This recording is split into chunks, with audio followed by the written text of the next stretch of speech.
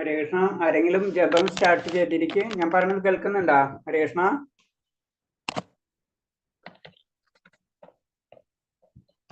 ഹരേ കൃഷ്ണ, ഞാൻ പറയുന്നത് കേൾക്കുന്നുണ്ടോ?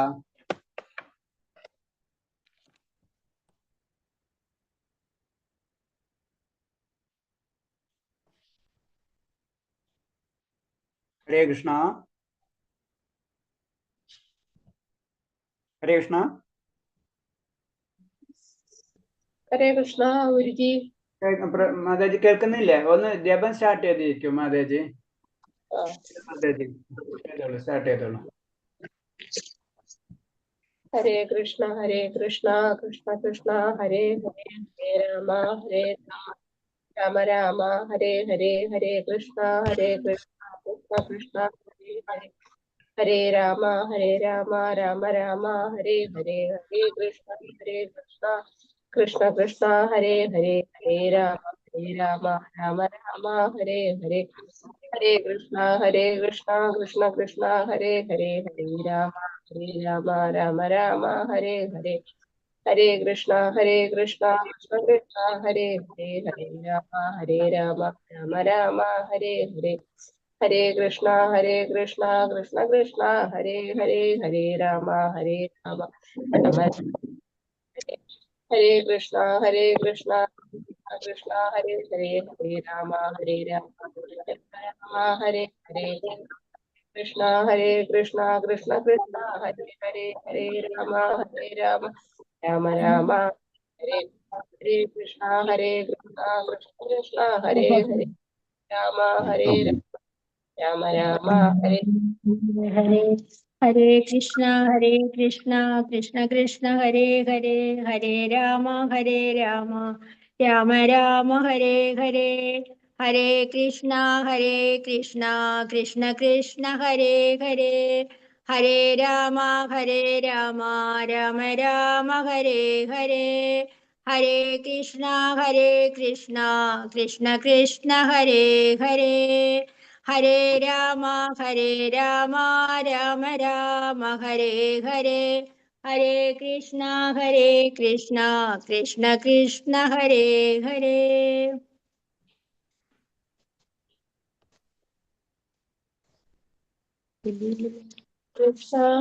കൃഷ്ണ കൃഷ്ണ കൃഷ്ണ ഹരേ ഹരേ ഹരേ രാമ രാമ ഹരേ ഹരേ ഹരേ കൃഷ്ണ കൃഷ്ണ കൃഷ്ണ ഹരേ ഹരേ ഹരേ രാമ രാമ രാമ ഹരേ ഹരേ ഹരേ കൃഷ്ണ കൃഷ്ണ ഹരേ ഹരേ ഹരേ രാമ രാമ രാമ ഹരേ ഹരേ ഹരേ കൃഷ്ണ കൃഷ്ണ കൃഷ്ണ ഹരേ ഹരേ ഹരേ രാമ രാമ രാമ ഹരേ ഹരേ കൃഷ്ണ കൃഷ്ണ കൃഷ്ണ ഹരേ ഹരേ ഹരേ രാമ രാമ രാമ ഹരേ ഹരേ ഹരേ കൃഷ്ണ കൃഷ്ണ കൃഷ്ണ ഹരേ ഹരേ ഹരേ രാമ രാമ രാമ ഹരേ ഹരേ ഹരേ കൃഷ്ണ. ഹരേ കൃഷ്ണ മാതാജി. ഹരേ കൃഷ്ണ. Thank you Mataji.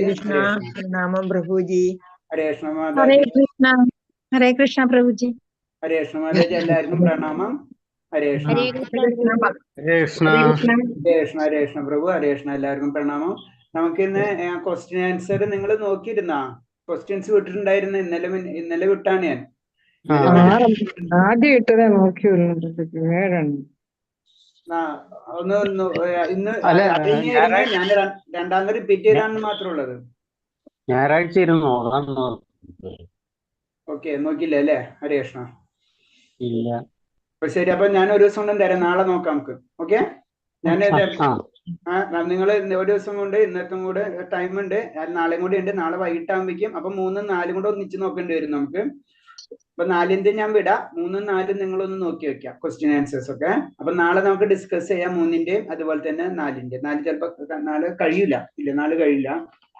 അപ്പൊ 4ന്റെ ഞാൻ വിടുന്നുണ്ട്. ഞായറാഴ്ച ഇരുന്ന് നോക്കിയിട്ട് ഞായറാഴ്ച വൈകിട്ട് പറഞ്ഞാൽ മതിയല്ല? ഇല്ല, അങ്ങനെ പറഞ്ഞു പോയി കഴിഞ്ഞാൽ ബുദ്ധിമുട്ടാവും പ്രഭു.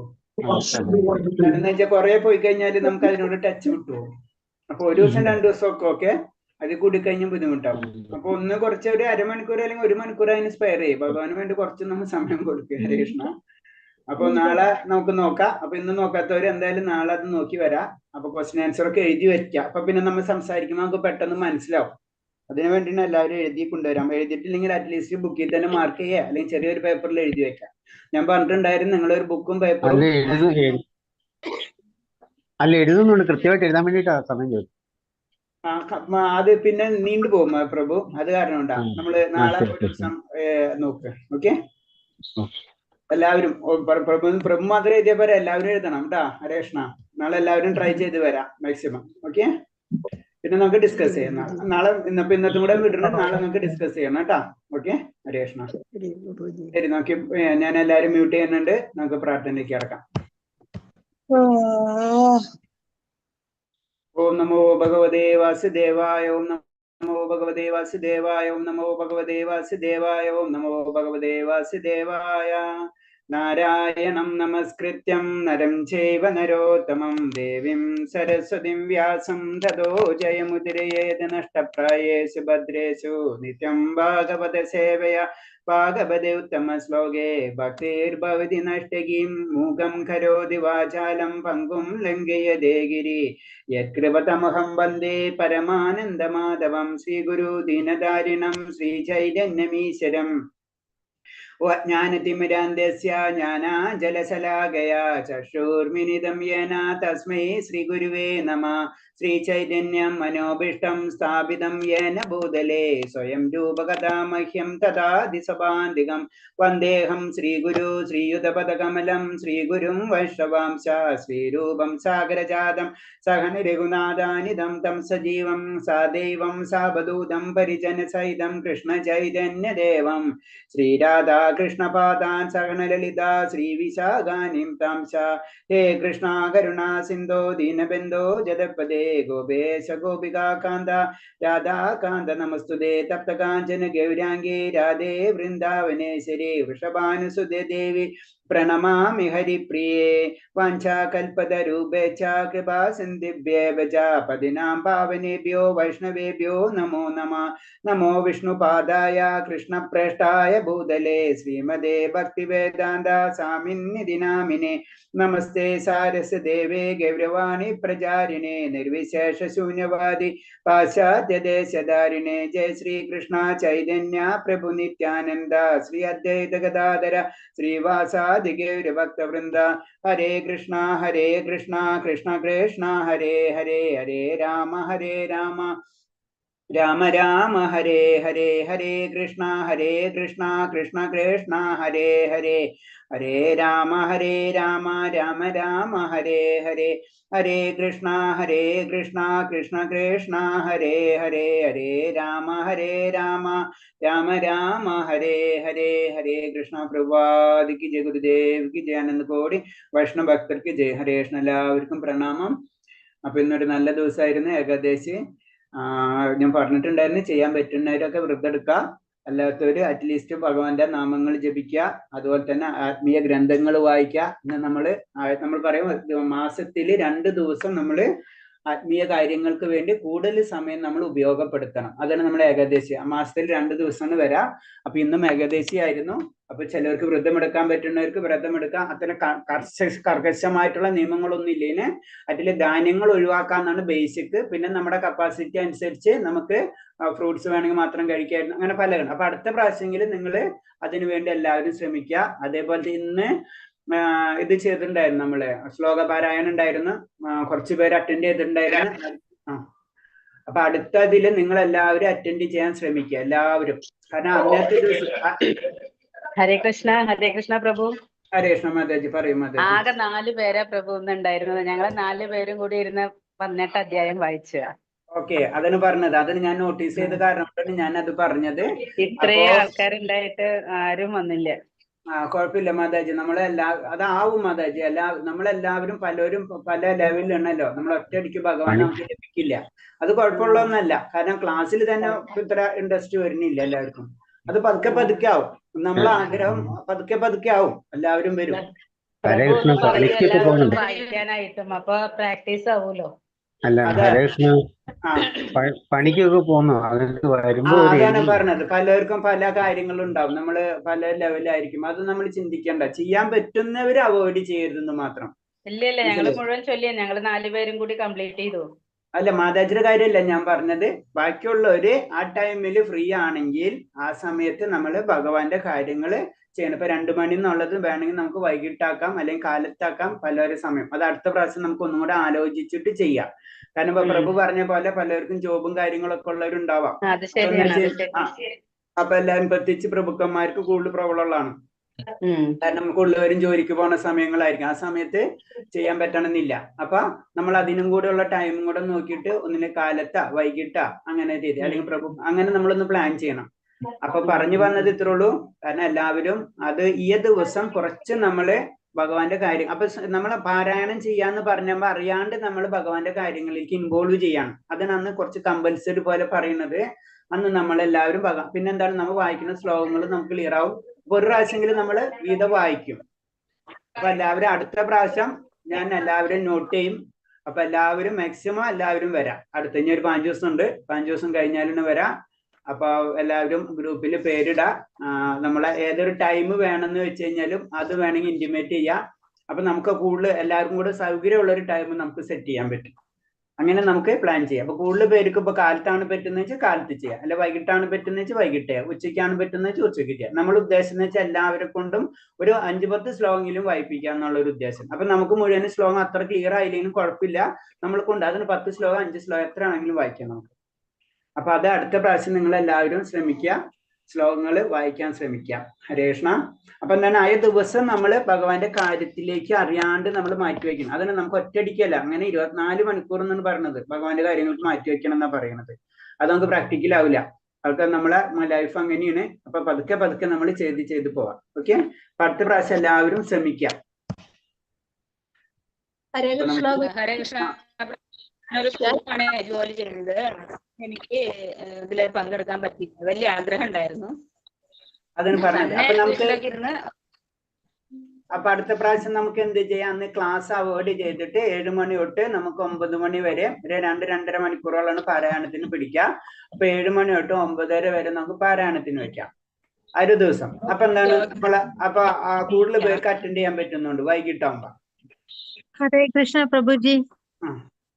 സുധാമണി. 7:15 എത്തുമ്പോ, ജോബിന് പോയിട്ട് എത്തുമ്പോ 7:15. ഏത് വൈകിട്ടാ? വൈകിട്ട് 7:15. അതിന് പറഞ്ഞത് നമ്മൾ അങ്ങനെയാണെന്ന് വെച്ച് കഴിഞ്ഞാൽ ലാസ്റ്റ് ശ്ലോകങ്ങൾക്ക് മാതാജിക്ക് എടുത്താൽ മതി. ഇപ്പൊ നമ്മൾ 7 മണി തൊട്ട് 9:00 വരെ പാരായണം ഉണ്ടാവും. അപ്പൊ 17ാമത്തെ അധ്യായോ 18ാമത്തെ അധ്യായോ മാതാജി വായിച്ചാൽ മതി. വരുമ്പോ മാതാജി അതില് ജോയിൻ ചെയ്താൽ മതി. മനസ്സിലായില്ലേ? അപ്പൊ നേരത്തെ വരുന്നവര് എന്ത് ചെയ്യാ, അവര് ജോയിൻ ചെയ്യാ, അവര് വായിക്കുക, അവര് പോവാ. അടുത്ത് വരുന്നവര് അവര് വായിക്കുക, അവര് പോവാ. അല്ലെ പോകാൻ പറ്റില്ലെങ്കിൽ കേൾക്കാൻ ആഗ്രഹം ഉണ്ടെങ്കിൽ മുഴുവനും കേൾക്കാം. ഇപ്പൊ 7 മണി തൊട്ട് ഒരു 9:30 വരെ നമുക്ക് അടുത്ത ഇതിൽ എല്ലാവരും അറ്റൻഡ് ചെയ്യാൻ ശ്രമിക്കാം. എല്ലാവരും ആ തലേ ദിവസം ഗ്രൂപ്പിൽ മാതാജി പറയും, ആ ഗ്രൂപ്പിൽ പേരിടാം. അപ്പൊ മാക്സിമം പേരിടുന്ന വെച്ച് കഴിഞ്ഞാൽ അല്ലെങ്കിൽ എന്താണ്, ഞാൻ പേരിട്ട് എന്നെ വിളിച്ചില്ല അല്ലെങ്കിൽ ഞാൻ അങ്ങനത്തെ ഉള്ള അവോയ്ഡ് ചെയ്യാൻ വേണ്ടിയാണ്. അപ്പൊ എല്ലാവരും അറ്റൻഡ് ചെയ്ത് കഴിഞ്ഞാൽ ബെറ്റർ ആയിരിക്കും. അടുത്ത ആഴ്ച അടുത്ത ഏകാദശിക്ക് എന്തായാലും എല്ലാവരും അറ്റൻഡ് ചെയ്യും കേട്ടോ. ഹരേ കൃഷ്ണ. അത് കുഴപ്പമുള്ളതല്ല. നമ്മൾ പലരും പല തിരക്കുകളും കാര്യങ്ങളും ഉണ്ട്. അപ്പൊ അത് പക്ഷെ നമ്മള് മാക്സിമം അതിന് വേണ്ടി ട്രൈ ചെയ്യണം. ഹരേ കൃഷ്ണ. അപ്പൊ നമുക്ക് ഇനി ശ്ലോകത്തിലേക്ക് അടക്കാം. 7ാമത്തെ ശ്ലോകം അല്ലേ നമ്മള് എന്തെങ്കിലും പറയുന്നുണ്ടോ? ഒരു സെക്കൻഡ് ഞാൻ മ്യൂട്ട് ചെയ്തോട്ടെ. വേറെ എന്തെങ്കിലും പോയിന്റ്സ് പറയാനുണ്ടോ ആരെങ്കിലും? ക്വസ്റ്റ്യൻ ആൻസർ പിന്നെയാണോ? ക്വസ്റ്റ്യൻ ആൻസർ എല്ലാവരും നോക്കിയിട്ടില്ല എന്ന് പറഞ്ഞു. അത് കാരണം അപ്പൊ ഞാൻ പറഞ്ഞു നാളേക്ക്, ഇന്ന് ഇങ്ങോട്ട് വിടണം, നാളേക്ക് നോക്കിയിട്ട് വരാൻ പറഞ്ഞിട്ടുണ്ട്. അപ്പൊ എല്ലാവരും ഒന്ന് നോട്ട് ചെയ്ത് വെക്കുക. ക്വസ്റ്റ്യൻ ആൻസേഴ്സ് ചെയ്തവരുണ്ടെങ്കിൽ ഓക്കെ, നമുക്ക് നാളെ നമുക്ക് നോക്കാം. പ്രഭു പറഞ്ഞിട്ടുണ്ടായിരുന്നു ഞാൻ ചെയ്തിട്ടില്ല, അങ്ങനെ പലരും പറഞ്ഞു. അപ്പൊ അത് കാരണം കൊണ്ടാ. അപ്പൊ എല്ലാവരും കൂടി ചെയ്തിട്ടുണ്ടെങ്കിൽ കുറച്ചും കൂടി ഈസി ആയിരിക്കും. അതാണ്. ഇപ്പൊ 4ത്തെ വിടുന്നുണ്ട് ഞാൻ. അപ്പൊ 4 നിങ്ങൾ നോക്കി വെക്കാം. നാളെ നമുക്ക് ക്വസ്റ്റ്യൻ ആൻസർ ഡിസ്കസ് ചെയ്യാം 3ത്തെ. ഇതിന്റെ ഈ ക്വസ്റ്റ്യൻ ആൻസറിന്റെ ബേസിലായിരിക്കും നിങ്ങൾക്ക് എക്സാമും വരാം. അതിൽ ഏറ്റവും എളുപ്പമുള്ള ക്വസ്റ്റ്യൻസ് ആയിരിക്കും ഇടാം. അങ്ങനെ പേടിക്കണ്ട. അതിന്റെ ബേസിലായിരിക്കും പിന്നെ നിങ്ങൾക്ക് സർട്ടിഫിക്കറ്റും ഇഷ്യൂ ചെയ്യാം. ഓക്കെ. അപ്പൊ എല്ലാവരും ഒന്ന് ആൻസർ, അതാണ് ഞാൻ പറഞ്ഞത്, എല്ലാവരും ബുക്ക് എടുത്ത് എഴുതി വെക്കാം. അപ്പൊ പറയുന്ന സമയത്ത് അതൊന്ന് ജസ്റ്റ് നോട്ട് ചെയ്ത് വെക്കാം. അതിൽ തന്നെ ഈസി ഉള്ള, അത്ര ടഫ് ആയിട്ടുള്ള ക്വസ്റ്റ്യൻസ് ഒന്നും പറയൂല, സിമ്പിൾ ആയിട്ട് ക്വസ്റ്റ്യൻസ് ആയിരിക്കും. സെക്കൻഡ് ലെവലിലും സർട്ടിഫിക്കറ്റിന് വേണ്ടി നമ്മൾ ഇടുന്ന ക്വസ്റ്റ്യൻസ് ഒക്കെ. പക്ഷെ നിങ്ങൾ അറ്റൻഡ്, അതായത് നിങ്ങൾ അത് ചെയ്തിരിക്കണം. ഓക്കെ, വേറെ എന്തെങ്കിലും പോയിന്റ്സ്? പിന്നെ ഞാൻ പറയുന്നത് മനസ്സിലാകുന്നില്ല ക്ലാസ്? മനസ്സിലാവുന്നുണ്ട്. ഇടയ്ക്ക് ഇച്ചിരി സ്പീഡ്. അങ്ങനെ സ്പീഡ് കൂടുന്ന സമയത്ത് മാതാജി അൺമ്യൂട്ട് ചെയ്തിട്ട് പറഞ്ഞിരിക്കും, പ്രഭു സ്പീഡ് കൂടുന്നുണ്ടെന്ന് പറഞ്ഞിരിക്കും. അപ്പൊ ഞാൻ സ്പീഡ് കുറച്ചുണ്ട്. ഓക്കെ, അത് കുഴപ്പമുള്ള കാര്യമൊന്നുമല്ല. വേറെ എന്തെങ്കിലും ഉണ്ടെങ്കിൽ അപ്പൊ തന്നെ അൺമ്യൂട്ട് ചെയ്ത് പറഞ്ഞോ, കുഴപ്പമുള്ളതല്ല കേട്ടാ. അതായത് അങ്ങനത്തെ കാര്യങ്ങൾ ക്വസ്റ്റ്യൻ വന്നു കഴിഞ്ഞാൽ പിന്നെ നമ്മളെ സബ്ജക്ട് മാറിപ്പോകും. അത് കാരണം കൊണ്ട് ലാസ്റ്റ് ടൈമിൽ നമ്മൾ ക്വസ്റ്റ്യനിയറിന് വെക്കുന്നത്. ഓക്കെ, ശരി. അപ്പൊ ഹരേ കൃഷ്ണ. അപ്പൊ നമുക്ക് ഇനി ക്ലാസ്സിലേക്ക് കടക്കാം. ഹരേ കൃഷ്ണ. 7ാമത്തെ ശ്ലോകം തൊട്ട് എല്ലാവരും മ്യൂട്ട് ചെയ്തോളൂ. ഓം നമോ ഭഗവതേ വാസുദേവായ. ഓം നമോ ഭഗവതേ വാസുദേവായ. ഓം നമോ ഭഗവതേ വാസുദേവായ. ഓം നമോ ഭഗവതേ വാസുദേവായ. അതീന്ദ്രിയ ജ്ഞാനത്തിലെ 4ാമത്തെ അധ്യായത്തിലെ 7ാമത്തെ ശ്ലോകം. യദാ യദാ ഹി ധർമ്മസ്യ ഗ്ലാനിർഭവതി ഭാരത അഭ്യുത്ഥാനമധർമ്മസ്യ തദാത്മാനം സൃജാമഹം. എപ്പോൾ എവിടെ ധർമാചരണത്തിന് ക്ഷയം നേരിടുന്നുവോ, എപ്പോൾ അധർമ്മം തഴച്ചു വളരുന്നുവോ, അപ്പോഴെല്ലാം ഞാൻ അവതരിക്കുന്നു. ഹേ ഭാരത. ഇത് നമ്മൾ പലപ്പോഴും കേട്ടിട്ടുള്ള ഒരു ശ്ലോകമാണ് അല്ലെ? വളരെ ഇമ്പോർട്ടന്റ് അല്ല, വളരെയധികം എല്ലാതും ഇമ്പോർട്ടന്റ് ആണ്. ഈ ശ്ലോകം നമ്മൾ കേട്ടിട്ടുള്ളതാണ്. കാരണം എന്താ വെച്ചാൽ ഇതിൽ പറയുന്നത് എന്താണ്? ധർമ്മം ക്ഷയിക്കുന്നുവോ, അധർമ്മം തഴച്ചു വളരുന്നുവോ, ആ സമയത്ത് ഞാൻ അവതരിച്ചിരിക്കും എന്നാ പറയുന്നത്. അപ്പൊ എല്ലാത്തിനും ഒരു നമ്പർ, എല്ലാത്തിനും ഒരു ലിമിറ്റ് ഉണ്ടെന്നാണ്. ലിമിറ്റിന്റെ അപ്പുറത്തേക്ക് പോകരുതെന്ന് പറയുന്ന പോലെ തന്നെ ഭഗവാൻ ഇതെല്ലാതും അറിയുന്നുണ്ട്, പ്രവർത്തിക്കുകയും ചെയ്യും അതിനനുസരിച്ച്. അതിന്റെ ഒരു ഇന്റിമേഷൻ ആണ് നമുക്ക് തരുന്നത്. എല്ലാതും ഞാൻ അറിയുന്നുണ്ടെന്നുള്ള ഒരു രീതിയാണ്. അപ്പൊ യഥാർത്ഥ ധർമ്മത്തിന് ഹാനി തട്ടുകയോ അധർമ്മം പ്രാബല്യത്തിൽ കൂടുകയോ ചെയ്യുന്ന സന്ദർഭങ്ങളെല്ലാം സ്വ അഭിഷ്ടപ്രകാരം ഭഗവാൻ പ്രതിഷ്ഠപ്പെടുന്നു.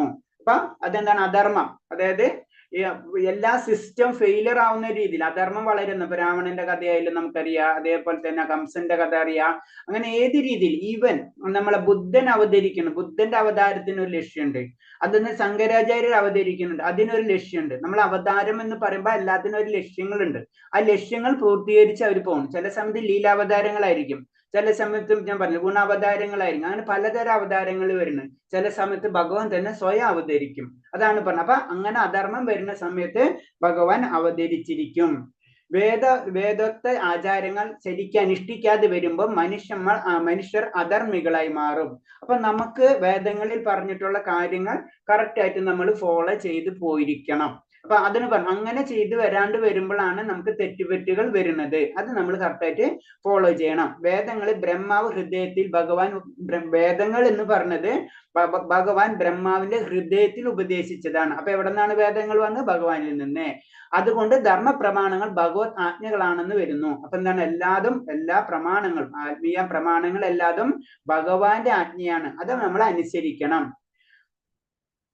പിന്നെ ഇതുപോലെ മൃഗബലി ചെയ്യാമെന്ന്, ഇത് കോൺട്രവേഴ്സിയാണ്, ഇത്രയും ഡീറ്റെയിലേക്ക് പോകേണ്ടത്. മൃഗബലി ചെയ്യാമെന്ന വേദവിധിയുണ്ട്. എന്നാൽ ആസുര സ്വഭാവമുള്ള വേദാനുസൃതമായ നിബന്ധനകൾ അനുസരിക്കാതെയും ഇത് ചെയ്യാൻ തുടങ്ങി. ഈ അസംബന്ധം നിരോധിക്കാനും വൈദികമായ അഹിംസാധർമ്മം നിലനിർത്താനുമായി ശ്രീ ബുദ്ധനായിട്ട് അവതരിച്ചു. അതാണ് പറഞ്ഞത്. ചില കാലത്ത് അത് ചെയ്യാൻ പറയും, അതിനനുസരിച്ച് ഇങ്ങനെ സിസ്റ്റം ഇല്ലാത്ത രീതിയിൽ തുടങ്ങും. അപ്പൊ എന്താണ് ഭഗവാൻ, അതിന് ശ്രീബുദ്ധന്റെ അവതാരം എന്ന് പറഞ്ഞത് ഇങ്ങനത്തെ ജീവികളെ കൊല്ലാൻ ഒരു പെർമിഷൻ കിട്ട പോലെ അങ്ങോട്ട് തുടങ്ങും. അപ്പൊ എന്താണ് ഭഗവാൻ വീണ്ടും അവതരിച്ചിട്ട് ശരിക്കും ബുദ്ധനായിട്ട് അവതരിക്കുകയാണ്. അത് അഹിംസയ്ക്കാണ് ആ സമയത്ത് ഏറ്റവും കൂടുതൽ ഇമ്പോർട്ടൻസ് നടക്കുന്നത്. അങ്ങനെ എല്ലാത്തിനും വേണ്ടി ഇപ്പൊ ശങ്കരാചാര്യർ എന്ന് പറയുന്നത് നമുക്കറിയാം, വേദങ്ങളെ വീണ്ടും മുന്നിലേക്ക് കൊണ്ടുവരാണ് ശരിക്കും ശങ്കരാചാര്യ ചെയ്തത്. ഇപ്പൊ ചൈതന്യ മഹാപ്രഭു പറയണെന്ന് വെച്ച് കഴിഞ്ഞാൽ എന്താണ്, എല്ലാവരും കലിയുഗത്തിൽ അത്ര ഇത് വന്നപ്പോൾ അവിടെ എന്താണ് അത് നാമങ്ങൾക്ക് ഇമ്പോർട്ടൻസ് കൊടുക്കാൻ വന്നെന്നാ പറയണത്. അങ്ങനെ ഓരോ അവതാരങ്ങൾ ഭഗവാൻ ഓരോ സമയത്തും അവതരിച്ചുകൊണ്ടിരിക്കും. ജനങ്ങളെ ഈശ്വരബോധത്തിലേക്കും ധാർമ്മിക പ്രമാണം അനുസരിക്കുന്നതിലേക്കും നയിക്കും ചിലപ്പോൾ ഭഗവാൻ സ്വയം അവതരിക്കുന്നു. അതിന് ചില സമയത്ത് ചിലപ്പോൾ ഭഗവാന്റെ പാർഷദന്മാരെന്ന് പറയും, അതായത് ഭഗവാന്റെ സപ്പോർട്ടുള്ള ആൾക്കാർ, അവർ താഴ്ത്തിക്ക് വിടും. അല്ലെങ്കിൽ ചില സമയത്ത് ഭഗവാൻ തന്നെ ഇറങ്ങി വരും. തന്റെ വിശ്വാസനായ പ്രതിനിധിയായിരിക്കും ചിലപ്പോൾ അയാൾ അയക്കുന്നത്, ചിലപ്പോൾ അദ്ദേഹം യഥാർത്ഥ രൂപം മറച്ചു വെച്ചുകൊണ്ട് അവതരിക്കുന്നു. അപ്പൊ അങ്ങനെ പല രീതിയിൽ ഭഗവാന്റെ അവതാരം എങ്ങനെയാണെന്ന് നമുക്കറിയില്ല. ചിലപ്പോ അത്ര വിശ്വസ്തമായിട്ടുള്ള വ്യക്തികളായിരിക്കും, ചിലപ്പോൾ ഭഗവാൻ സ്വയം അവതരിക്കും. അവതാരങ്ങളുടെ ഉദ്ദേശം എല്ലായിടത്തും കൃഷ്ണ അവബോധം പ്രചരിപ്പിക്കാണ്. പിന്നല്ല ദൈവവിശ്വാസം ഊട്ടിയുറപ്പിക്കുക. അതാണ് നമുക്ക് ഈ ലോകമല്ല വേറൊരു ലോകം ഉണ്ടെന്നുള്ള കാര്യം നമ്മൾ മനസ്സിലാക്കുക. അത് മനുഷ്യജന്മത്തിന് മാത്രം പറ്റുള്ളൂ, മൃഗങ്ങൾക്കൊന്നും പറ്റില്ല. അതാണ് പറഞ്ഞ മനുഷ്യജന്മമാണ് ലാസ്റ്റ് ജന്മം. ഈ ജന്മത്തിൽ നമുക്ക് അത് മനസ്സിലാക്കണം. അതിനിടയ്ക്കിട്ട് ഭഗവാൻ വന്ന് നമ്മളോട് പറയുന്ന പോലെയാണ് ഈ കാര്യങ്ങൾ പറയുന്നത്. അതാണ് അധർമ്മം തഴച്ചു വരുക എന്ന് പറഞ്ഞാൽ മൃഗതുല്യായിട്ട് പോകും. മൃഗതുല്യാകുമ്പോൾ വീണ്ടും നമ്മളോട് വന്ന് പറയുന്ന പോലെ തന്നെ. അതാണ് പറയുന്നത് ഈ ശ്ലോകം. പരിത്രാണായ സാധൂനാം വിനാശായ ച ദുഷ്കൃതം ധർമ്മ സംസ്ഥാപനാർത്ഥായ സംഭവാമി യുഗേ യുഗേ. ഭക്തന്മാരെ രക്ഷിക്കാനും ദുഷ്കൃതികളെ നിഗ്രഹിക്കാനും ധർമ്മത്തെ പുനഃസ്ഥാപിക്കാനുമായി യുഗം തോറും ഞാൻ അവതരിച്ചു കൊണ്ടേയിരിക്കുന്നു. അപ്പൊ ഭഗവാൻ പറയണെന്ന് വെച്ച് കഴിഞ്ഞാൽ ഭക്തന്മാരെ, ഈ ശ്ലോകത്തിന്റെ ശ്രദ്ധിച്ചാൽ അറിയാം, ഭക്തന്മാരെ രക്ഷിക്കാനാണ് ഭഗവാൻ ഫസ്റ്റ് ഇമ്പോർട്ടൻസ് കൊടുക്കുന്നത്, അല്ലെ? അത് ഞാൻ പറഞ്ഞത് ഇന്നലെ തന്നെ പറഞ്ഞു. നമ്മളെ ഹിരണ്യകശിപു മരിക്കുന്നതിൽ, അതായത് വധിക്കുന്നതിന് മുന്നേ ആർക്ക് വേണ്ടിയാണ് ശരിക്കും വരുന്നത്? ഭക്തനെ രക്ഷിക്കാൻ വേണ്ടിയാണ്. ഹിരണ്യകശിപിനെ വധിക്കുക എന്നുള്ളത് രണ്ടാമത്തെ പ്രയോറിറ്റിയാണ് ഭഗവാന്. അതിന് ഇതിൽ തന്നെ പരിത്രാണായം സാധൂനം. ആദ്യം ഭഗവാൻ പറയുന്നത് പരിത്രാണായം സാധൂനം, അതായത് സാധുക്കളെ, അതായത് ഭക്തന്മാരെ രക്ഷിക്കുക. അതാണ് ഫസ്റ്റ് പ്രയോറിറ്റി. പ്രത്യക്ഷത്തിൽ ധാർമ്മികൻ അല്ലെങ്കിൽ കൂടി പരിപൂർണമായ കൃഷ്ണബോധം നേടിയിരുന്നാൽ അയാളെ സാധു എന്ന് പറയാം. അപ്പൊ ധാർമ്മികൻ അല്ലെങ്കിൽ കൂടി പ്രത്യക്ഷത്തിൽ നമുക്ക് കാണുന്നത് പോലെ ആയിരിക്കില്ല മറ്റുള്ളവർ. അതിന് ഞാൻ എപ്പോഴും പറയുന്നത്, ഭക്തർ ആരാണെന്ന് നമുക്ക് തിരിച്ചറിയാനുള്ള കഴിവ് നമുക്കില്ല. ആചാര്യന്മാർക്കൊക്കെ ഉണ്ടാവും, നമുക്കില്ല. ദുഷ്കൃതം എന്ന പദം കൃഷ്ണബോധത്തെ അവഗണിക്കുന്നവർക്ക് യോജിച്ചതാണ്. അപ്പൊ ദുഷ്കൃത എന്ന് പറഞ്ഞു കഴിഞ്ഞാലാണ് ഓട്ടോമാറ്റിക് ആയിട്ട് അവബോധത്തെ, കൃഷ്ണൻ അല്ലെങ്കിൽ നിരീശ്വരവാദികളെ ഉദ്ദേശിച്ചിട്ടുള്ളതാണ്. അല്ലെങ്കിൽ അവർ തന്നെ ദൈവം എന്ന് പറഞ്ഞ് നടക്കുന്ന വ്യക്തികൾ ഉദ്ദേശിച്ചിട്ടുള്ളതാണ്. പഠിപ്പോ സംസ്കാരവും ഇല്ലെന്നിരിക്കലും 100% കൃഷ്ണബോധം സിദ്ധിച്ചവർ മനുഷ്യൻ സാധുവത്രേ. കൃഷ്ണബോധത്തിന് പ്രത്യേകിച്ച് വലിയ ആത്മീയ ജ്ഞാനങ്ങളോ അങ്ങനെ ഒന്നിന്റെ ആവശ്യമില്ല. എല്ലാ വേദങ്ങളും പഠിച്ചതിന് ശേഷം മാത്രം എനിക്ക് ഭക്തി വരൂ, അങ്ങനെയില്ല. എല്ലാം ഭൗതികമായിട്ടുള്ള എല്ലാ കാര്യങ്ങളും എനിക്ക് കിട്ടിയാല് ഭക്തി വരൂ, അല്ലെങ്കിൽ എന്റെ അങ്ങനത്തെ ഭൗതികതയും ആത്മീയതയും അങ്ങനെയല്ല കൺഷൻ. ഭക്തി എന്ന് പറഞ്ഞാൽ ഇതിന്റെ അപ്പുറത്താണ്. അതാണ് പറഞ്ഞത്. അതിന് ഒരിക്കലും എന്താ പറയുന്നത്, പഠിപ്പോ സംസ്കാരത്തിന്റെ ആവശ്യമില്ല എന്ന് പറയുന്നത്. ഭക്തി എന്ന് പറയുന്നത് നമ്മുടെ ഉള്ളിലുള്ളതാണ്. അത് തന്നെ നമ്മളൊന്ന് ഡെവലപ്പ് ചെയ്യാന്ന് മാത്രമേ ഉള്ളൂ. അതിന് വേറൊരു കാര്യമായിട്ടും ബന്ധമില്ല. രാവണനെയും കംസനെയും എന്ന പോലെ അവരെ സംഹരിക്കാൻ ഭഗവാന് സ്വയം ആവിർഭവിക്കണമെന്നില്ല. ശരിക്കും കംസനായാലും അതേപോലെ തന്നെ രാവണനൊക്കെ വധിക്കണമെങ്കിൽ ഭഗവാൻ അവിടെ നിന്ന് തന്നെ വിചാരിച്ചാൽ മതി, അല്ലെ? അപ്പൊ അതിനൊന്നും പ്രത്യേകിച്ച് ആവിർഭവിക്കേണ്ടെന്നില്ല. പക്ഷെ എന്താണ് ചെയ്യുന്നത്? ഭഗവാൻ സ്വന്തം ഭക്തരെ സമാധാനിപ്പിക്കാൻ വേണ്ടി, അതിനു വേണ്ടിയാണ് ഭഗവാൻ അവതരിക്കുന്നത്. കാരണം ഭഗവാൻ ശരിക്കും അവതരിക്കുന്ന ഒരു കാരണം, കംസന്റെ കാര്യം പറയുമ്പോ ശരിക്കും കംസനെ കൊല്ലുന്നതിനേക്കാൾ ദേവകിയെ മോചിപ്പിക്കാനാണ് ഭഗവാൻ അവതരിച്ചത്. അതാണ് പ്രത്യേകത. അതാണ് സാധുന ആദ്യം പറയുന്നത്. സംഹാരത്തിന് വേണ്ടി വിവിധ അവതാരങ്ങൾ ഭഗവാനെ സംഹരിക്കാൻ വേണ്ടി ഡയറക്റ്റ് ഭഗവാൻ അവതരിക്കേണ്ടതില്ല, അല്ലെ? പലതരം അവതാരങ്ങളുണ്ട്. ആ അവതാരങ്ങളിൽ കൂടി ശത്രു സംഹാരങ്ങൾ നടത്താൻ പറ്റും. പക്ഷെ എന്താണ് ഒരു പ്രത്യേകിച്ച് ഭക്തരെ രക്ഷിക്കണം എന്നുള്ള പ്രയോറിറ്റി വരുമ്പോ ഭഗവാൻ അറിയാണ്ട് തന്നെ ഭഗവാൻ ഇറങ്ങി വരാ ചെയ്യുന്നത്. നമുക്ക് അതിന്റെ ദുർവാസാവിന്റെ കഥ അറിയാം. ദുർവാസാവിനെ വധിക്കാൻ വേണ്ടി അറിയാണ്ട് ഭഗവാന്റെ സുദർശന ചക്രം പോവാ ചെയ്യുന്നത്. ഭഗവാൻ തന്നെ അറിയണില്ല. അതാണ് പ്രത്യേകത. അപ്പൊ സുദർശന ചക്രം എന്ന് പറയുമ്പോൾ നമ്മൾ വിചാരിക്കും ചക്രം ആണെന്ന് പറഞ്ഞാലും അത് ഭഗവാന്റെ അവതാരമാണ്. അതാണ് പ്രത്യേകത.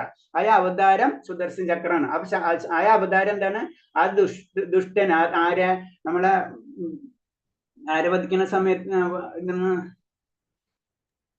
അതാ ഞാൻ കഥ ശിശുപാലനല്ല, അംബരീഷ മഹാരാജാവിന്റെ കഥ വരുമ്പോഴാണ്. അംബരീഷ മഹാരാജ ശപിക്കാൻ നേരത്ത് പിന്നെ ദുർവാസ മഹർഷി പിന്നെ ഓടുകയാണ്. അപ്പൊ എന്ത് പറഞ്ഞെന്ന് വെച്ച് കഴിഞ്ഞാൽ ഭക്തനെ രക്ഷിക്കാൻ വേണ്ടി ഭഗവാൻ തന്നെ അറിയാണ്ട് ഭഗവാന്റെ ആയുധങ്ങളൊക്കെ തന്നെ പോകും. അതും ഭഗവാന്റെ അവതാരങ്ങളാണ്. ഇപ്പൊ ശംഖ് എന്ന് പറഞ്ഞാലും നമ്മളെ രീതിയിൽ പറഞ്ഞു കഴിഞ്ഞാൽ പത്മം, ഇതൊക്കെ ഭഗവാന്റെ അവതാരങ്ങളാണ്. അതൊന്ന് മനസ്സിലാക്കാണ്. ആയുധങ്ങളൊക്കെ ഭഗവാന്റെ ശക്തികളാണ് അതൊക്കെ. പിന്നെ അടുത്തത് ദൈവിക സാമ്രാജ്യത്തിന് പ്രപഞ്ചത്തെ ആവിർഭവിക്കുന്നതാണ് അവതാരം. അങ്ങനെ ആവിർഭവിക്കുന്ന വ്യക്തിഗത ഈശ്വരനെ ആ രൂപത്തിൽ അവതാരം എന്ന് പറഞ്ഞു. അത് ഞാൻ ഇന്നലെ പറഞ്ഞ പോലെ തന്നെ അത് മുകളിൽ നിന്ന് ദൈവികമായ സാമ്രാജ്യത്തിൽ നിന്ന് താഴത്തേക്ക് ഇറങ്ങി വരുന്നതാണ്. അതിനാണ് അവതാരം എന്ന് പറഞ്ഞത്. അവതാരങ്ങൾ പല വിധമുണ്ട്. ഞാൻ ഇന്നലെ പറഞ്ഞു പുരുഷാവതാരങ്ങൾ, ഗുണാവതാരങ്ങൾ, ലീലാവതാരങ്ങൾ, ശക്തിവേശാവതാരങ്ങൾ, മന്യന്തരാവതാരങ്ങൾ, യുഗാവതാരങ്ങൾ, ഇത്തരം തരം അവതാരങ്ങളുണ്ട്. നമ്മളെ രീതി നമ്മൾ കേട്ടിട്ടുള്ള സാധാരണ ദശാവതാരത്തെ പറ്റിയിട്ട് എന്നാൽ മാതാജി ദശാവതാരം കേട്ടിട്ടുള്ളൂ. അങ്ങനല്ല, അനവധി അവതാരങ്ങളുണ്ട്. അതിൽ തന്നെ കാറ്റഗറി ചെയ്തിരിക്കുക. പുരുഷാവതാരങ്ങൾ ഒരു സെക്ഷൻ വേറെ, ഗുണാവതാരങ്ങൾ വേറെ, പിന്നെ ശക്തിവേശാവതാരങ്ങൾ വേറെ. അതില് പിന്നെ തന്നെ പുരുഷാവതാരം, ഈ പുരുഷാവതാരത്തിൽ വരുന്നതാണ് ഞാൻ പറഞ്ഞില്ലേ, ഗർഭോദാശ വിഷ്ണു, ക്ഷീരോദാശ വിഷ്ണു, അതേപോലെ തന്നെ കാരണോദാശ വിഷ്ണു, ഇതൊക്കെ പുരുഷാവതാരങ്ങൾ വരും. ഗുണാവതാരങ്ങളിൽ വരുന്നതാണ് ബ്രഹ്മാവ്, വിഷ്ണു, ശിവൻ, ഇതൊക്കെ ഗുണാവതാരങ്ങളിൽ വരുന്നതാണ്. അങ്ങനെ ലീലാവതാരങ്ങളിൽ വരുന്നതാണ് നമ്മളെ ലീലാവതാരങ്ങളില് വരുന്ന അത് കുറച്ചു നേരം നിൽക്കുള്ളൂ. മത്സ്യാവതാരം, കൂർമാവതാരം, നരസിംഹാവതാരം ഒക്കെ ലീലാവതാരങ്ങളിൽ വരുന്നതാണ്. ശക്തിവേശാവതാരങ്ങളില് ഇതേപോലെ തന്നെ ശക്തിവേശാവതാരങ്ങളില് പരശുരാമനൊക്കെ ശക്തിവേശ അവതാരങ്ങളിൽ വരാണ്. അങ്ങനെയാണ്. അങ്ങനെ ഇപ്പൊ ഈ യുഗാവതാരങ്ങളിലും മന്യന്താവതാരങ്ങളൊക്കെ കുറെ കാര്യങ്ങൾ അതിൽ തിരിഞ്ഞു. അപ്പൊ നമ്മളെ രീതിയിലല്ല ഒരു 10 അവതാരം, പക്ഷെ ഇതല്ല, അതിൽ തന്നെ പല സെക്ഷൻസ് ഉണ്ട്. കലിയുഗത്തിൽ കൃഷ്ണാവതാരം ശ്രീ ചൈതന്യ മഹാപ്രഭു ആയിട്ടൊന്ന് സങ്കീർത്തന പ്രസ്ഥാന സംഘം ചേർന്നുള്ള തിരുനാമം ജപം കൊണ്ട് ശ്രീകൃഷ്ണൻ ആരാധിച്ച് ഭാരതത്തിലെന്നും കൃഷ്ണപദം പ്രചരിപ്പിക്കുന്നു ഭാഗവതത്തിൽ പറഞ്ഞു. അപ്പൊ ഭാഗവതത്തിൽ അതിൻ്റെതായ ശ്ലോകങ്ങളുണ്ട്. ആ ശ്ലോകത്തിൽ ക്ലിയർ ആയിട്ട് പറഞ്ഞിട്ടുണ്ട് കലിയുഗത്തില് എന്താ ഭഗവാൻ അവതരിച്ചിരിക്കും. എന്തിനു വേണ്ടിയിട്ടാണ്? നാമജപം ഇതിനു വേണ്ടിയിട്ടുള്ളതാണ്. അപ്പൊ അതിനു വേണ്ടിയാണ് ശ്രീ ചൈതന്യ മഹാപ്രഭുവായിട്ട് അവതരിക്കും. ഞാൻ പറഞ്ഞു ബുദ്ധനായിട്ട് അവതരിക്കുന്നുണ്ട് അല്ലെ, അതുപോലെ തന്നെ ശങ്കരാചാര്യരായിട്ട് അവതരിക്കുന്നുണ്ട് ഭഗവാൻ. അപ്പൊ ശങ്കരാചാര്യർ എന്ന് പറയുമ്പോൾ ശരിക്കും ഭഗവാന്റെ അല്ല, ശരിക്കും ആരെയാണ് അത് അറിയാം? ആർക്കെങ്കിലും ശങ്കരാചാര്യരെ ആരാ ഇൻകാർണേഷൻ അല്ലെങ്കിൽ ആ ഒരു ശക്തിയാണെന്ന് അറിയാം ആരെങ്കിലും? പരമശിവന്റെ അല്ലെ.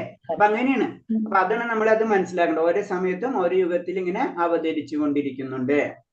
അടുത്ത ശ്ലോകം പരിത്രാണായം സാധൂനാം വിനാശായ ചതുഷ്കൃതം ധർമ്മ സംസ്ഥാപനാർത്ഥായ വിനാശ ഹരേ കൃഷ്ണ. ഹരേ കൃഷ്ണ. 9 അല്ലേ? 9. Thank you. ഹരേ കൃഷ്ണ പ്രഭുജി. ഒരു കാര്യം പറയാനുണ്ടായിരുന്നു. പറയും മാതാജി. കറണ്ടൊക്കെ പോയിട്ട് ഇവിടെ ഒട്ടും ലൈറ്റ് ഒന്നും ഇല്ല. ഞാൻ ലീവ് ആവണോണ്ട് നാളെ കയറിയ പോരെ? ലൈറ്റ് കുഴപ്പമില്ല മാതാജി. വീഡിയോ ഓഫ് ചെയ്ത് വെച്ചോ, കേൾക്കാൻ പറ്റി കേൾക്കുക. അല്ലെങ്കിൽ മാതാജിക്ക് പ്രോബ്ലം ഉണ്ടെങ്കിൽ മാതാജി ലീവ് ചെയ്തോളൂ, കുഴപ്പമുള്ളതല്ല. വീഡിയോ ശരി അങ്ങനെ വേണമെങ്കിൽ ചെയ്തു, മാതാജിയുടെ ഇഷ്ടം, കുഴപ്പമുള്ളതല്ല. പിന്നെ ഞാൻ പറഞ്ഞതെന്ന് വെച്ച് കഴിഞ്ഞാൽ വീഡിയോ ഓൺ ചെയ്യാൻ പറ്റുന്നവരൊക്കെ വീഡിയോ ഓൺ ചെയ്യുക കേട്ടോ. ഹരേ കൃഷ്ണ. കാരണം എന്ന് വെച്ച് കഴിഞ്ഞാൽ ഈ നോളജ് എന്ന് പറഞ്ഞത് ഭഗവാന്റെ അനുഗ്രഹമാണ്. അപ്പൊ അനുഗ്രഹിക്കാൻ നിങ്ങൾ ആരെങ്കിലും ഇവിടെ കാണണ്ടേ? അപ്പൊ നിങ്ങൾ എല്ലാവരും വീഡിയോ ഓൺ ചെയ്യുക. ഹരേ കൃഷ്ണ. ചെയ്യാൻ പറ്റുന്നവർ ഓൺ ചെയ്യുക, ഭയങ്കര ബുദ്ധിമുട്ടുള്ളവർ ഓൺ ചെയ്യണ്ട, കുഴപ്പമുള്ളതല്ല. ഓക്കെ. 9ാമത്തെ ശ്ലോകം. ജന്മ കർമ്മ ച മേ ദിവ്യം ഏവം യോ വേദി തത്തദഹ തിക്താം ദേഹം പുനർജന്മം നൈതി മാമേബി സോഹർജുന. അല്ലയോ അർജുന, എന്റെ ജനനത്തിന്റെയും പ്രവർത്തികളുടെയും അതീന്ദ്ര സ്വഭാവം ഗ്രഹിച്ചവർ മരണശേഷം വീണ്ടും ഭൗതിക ലോകത്തിൽ പിറക്കുന്നില്ല, അവർ ശാശ്വതമായ എന്റെ ലോകത്തിൽ എത്തുന്നു. അപ്പൊ ഭഗവാനെ പറ്റി ശരിക്കും മനസ്സിലാക്കിയവർക്ക് എന്താണ്? വീണ്ടും ഈ ഭൗതിക ലോകത്തിൽ പിറക്കേണ്ടത് ആവശ്യമില്ല, അവരെന്റെ ശാശ്വതമായ ലോകത്തിൽ എത്തുന്നു. അപ്പൊ ഇതില് നമ്മൾ അതിന് ഗീത എന്ന് ഭഗവത്ഗീത എന്ന് പറയുമ്പോൾ നമ്മൾ മനസ്സിലാക്കണം, ഇത് ഭക്തി മാത്രമുള്ള ഇതില്, വേറെ കാര്യങ്ങളും ഇതില് പലതും കണ്ടേക്കാം, അൾട്ടിമേറ്റ് ഭക്തിയാണ്. അപ്പൊ ഇതിലെന്താണ് പറഞ്ഞത്? എന്റെ ശാശ്വതമായ ആ ലോകത്തിൽ നിങ്ങൾ എത്തിയിരിക്കും എന്ന് പറയുന്നത്. അപ്പൊ ശാശ്വതമായ ഒരു ലോകം ഉണ്ടെന്ന് നമുക്ക് ഇതിൽ നിന്ന് മനസ്സിലാക്കാം. അത് ഭഗവാന്റെ ലോകമാണ്, ശാശ്വതം, എപ്പോഴും നിലനിൽക്കുന്നത്. അതിനെന്ത് വേണം? ഭഗവാനെ പറ്റി നമ്മൾ മനസ്സിലാക്കിയിരിക്കണം. അതാണ് ഇതിൽ പറയുന്നത്. അതെങ്ങനെ അറിയണം? അതെന്ന് പറഞ്ഞ ഈ അദ്ദേഹത്തിന്റെ പേരെന്താണ്? അതീന്ദ്രിയ ജ്ഞാനം. ആ അതീന്ദ്രിയ ജ്ഞാനത്തിൽ കൂടിയ മാത്രമേ നമുക്ക് ഭഗവാൻ അറിയുള്ളൂ. അങ്ങനെ ഭഗവാൻ അറിഞ്ഞാലേ നമ്മൾ എവിടേക്ക് എത്തുള്ളൂ? ഭഗവാന്റെ ശാശ്വത ലോകത്തിലേക്ക് നമ്മൾ എത്തുള്ളൂ. ജീവാത്മാവിന് ഭൗതിക ബന്ധത്തിനുള്ള മോചനം എളുപ്പം കിട്ടാവുന്നതല്ല. അത് ഞാൻ പറഞ്ഞത്. ഇപ്പൊ നമ്മൾ പറഞ്ഞ പോലെ ഇപ്പൊ തന്നെ സിമ്പിൾ ആയിട്ട് കുറച്ചു നേരത്തെ സംസാരിച്ചല്ലേ? എന്താ സംസാരിച്ചത് നമ്മള്? ശ്ലോകം പാരായണത്തിന് എല്ലാവരും വരണം, എല്ലാവരും വന്ന് ശ്ലോകം പാരായണം ചെയ്യണം. ഒരു ദിവസം മുഴുവനും നമ്മൾ ഏകദേശം അതിന് ഇങ്ങനത്തെ കുറെ ചിട്ടകളുണ്ട്. അപ്പൊ അതെല്ലാവരും പെട്ടെന്ന് പറ്റണമെന്നില്ല. അതെന്ന് പറഞ്ഞാൽ എളുപ്പത്തിൽ കിട്ടാവുന്നതല്ല. അത് നമ്മൾ ട്രൈ ചെയ്യണം, നമ്മൾ അതിന് വർക്ക് ചെയ്തുകൊണ്ടിരിക്കണം. അവ്യക്തിഗതവാദിയും യോഗിയും അത്യന്ത ക്ലേശങ്ങൾ സഹിച്ച് അനേകം ജന്മങ്ങൾ ശേഷമാണ് മോക്ഷം നേടുന്നത്. അവരുടെ മോക്ഷ ഭഗവാന്റെ അവ്യക്തിഗതമായ ബ്രഹ്മജ്യോതിസിൽ ലയിക്കലുമാകമാട്ടെ ഭാഗ്യവും അത്രേ. അപ്പൊ എന്താണ് ഇതിൽ തന്നെ ഞാൻ ഇന്നലെ പറഞ്ഞ പല രീതിയിലുള്ള നമുക്ക് ആത്മസാക്ഷാത്കാരങ്ങളുണ്ട്. അതിൽ വരുമ്പോൾ ചില വ്യക്തികൾ ഭഗവാന് രൂപമില്ലാത്ത രീതിയിലുള്ള സാധന ക്രമങ്ങളായിരിക്കും ഫോളോ ചെയ്യുന്നത്.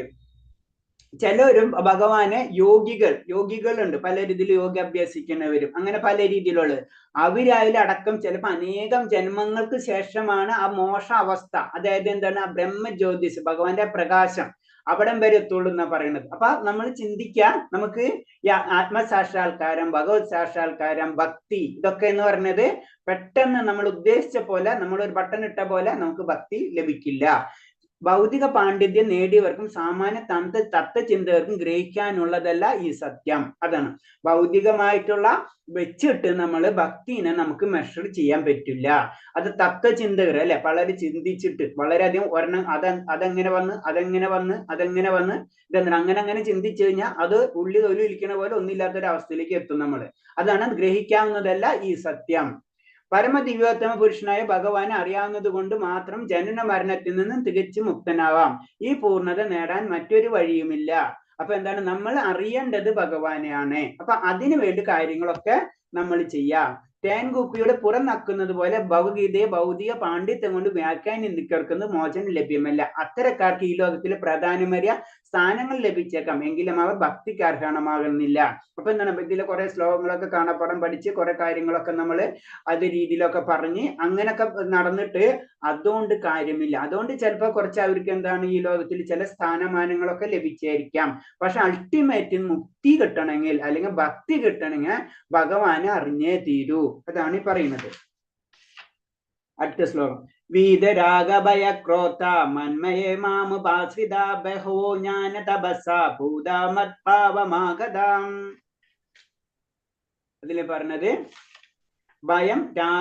രാഗം, ഭയം, ക്രോധം എന്നിവയിൽ നിന്ന് മോചിതനായി എന്നിൽ തന്നെ മുഴുകി ശരണം പൂകിയവർ അനേകം പേർ എന്നെ പറ്റിയുള്ള ജ്ഞാനത്തിൽ ശുദ്ധീകൃതരായി എന്നിൽ ദിവ്യപ്രേമ ബദ്ധരായിട്ടുണ്ട്. അപ്പൊ ഇത് പറയുന്നത് എന്താണ്, ഭഗവാനായിട്ട്, അതായത് ഇങ്ങനെ നമ്മളെ 3 പ്രശ്നങ്ങളാണ് ഭൗതികത്തിലുള്ള രാഗ, ഭയ, ക്രോധ. ഇതിൽ നിന്നും നമ്മൾ മാറേണ്ടത്.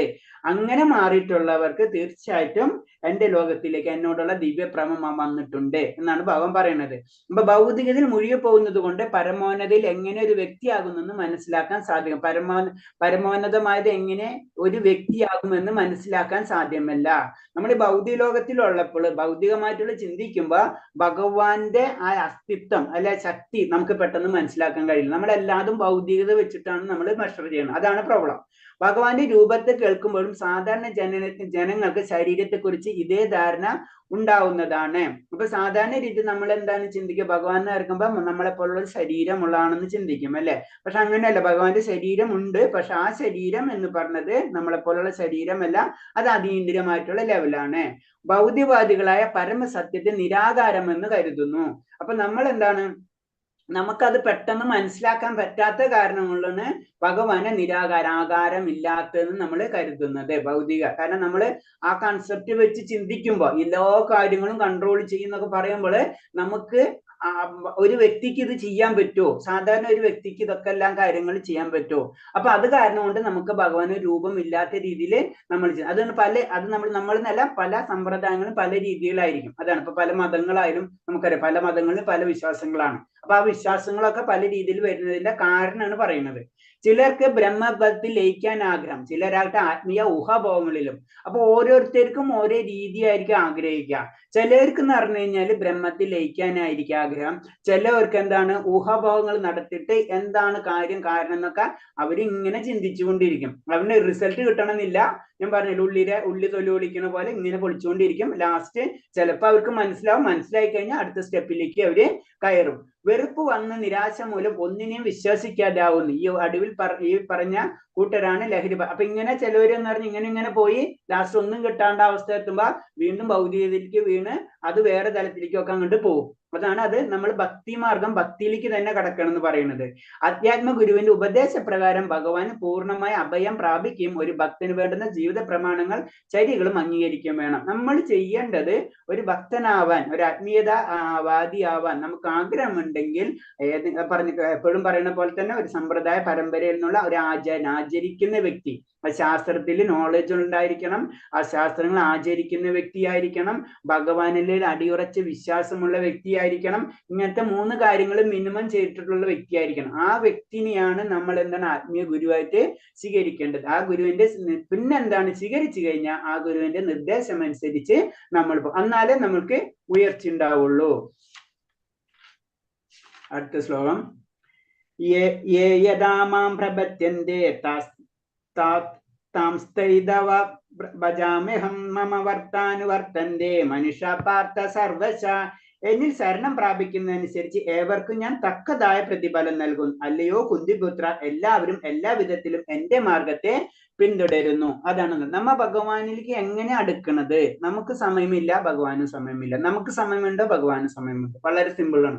അപ്പൊ എന്നിൽ ശരണം പ്രാപിക്കുന്ന അനുസരിച്ച് ഏവർക്കും ഞാൻ തക്കതായ പ്രതിഫലം നൽകുന്നു. അല്ലയോ കുന്തിപുത്ര, എല്ലാ വിധത്തിലും എല്ലാവരും എന്റെ വിധത്തിൽ എന്റെ മാർഗത്തിൽ പിന്തുടരുന്നു. അപ്പൊ ഞാനിത് പറഞ്ഞു, അയ്യോ ഭഗവാൻ ഒരു കാര്യം പറഞ്ഞിട്ടുണ്ട്, എനിക്ക് ആരോടും ഒരു ദേഷ്യവും ഇല്ല. ഇപ്പൊ എന്നോട് വന്നു, ഞാൻ ചെയ്യുന്നല്ലാണ്ട് എനിക്ക് അവൻ വന്നില്ലല്ലോ ഞാൻ അവനെ ഉപദ്രവിക്കും, അങ്ങനെ ഭഗവാൻ ചെയ്യില്ല. അത് നമ്മൾ ഉള്ളിൽ നിന്ന് എടുത്ത് കളയണത്. നമ്മൾ പറയണ്ടില്ലേ, അങ്ങനെയല്ല.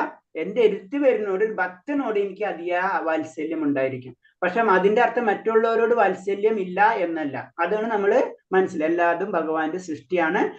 വേറൊരു ഭാഷയിൽ പറഞ്ഞ എല്ലാവരും ഭഗവാന്റെ മക്കളാണ്. അപ്പൊ നമുക്ക് ഒരു കുട്ടി ശരിയല്ല, ഒരു കുട്ടി ഇപ്പൊ നമ്മളോട് നമ്മളെ വീട്ടിൽ തന്നെ രീതിയിലുള്ള പോലെ തന്നെ നമുക്ക് എല്ലാവരും ഇഷ്ടമായിരിക്കും. പക്ഷെ നമ്മളോട് കൂടെ അടുത്തും കളിച്ചും ചിരിക്കുന്ന കുട്ടികളാകുമ്പോ അവരോട് ചെറിയ വാത്സല്യം നമുക്ക് കൂടും എന്ന് പറഞ്ഞ പോലെ തന്നെ ഭക്തി.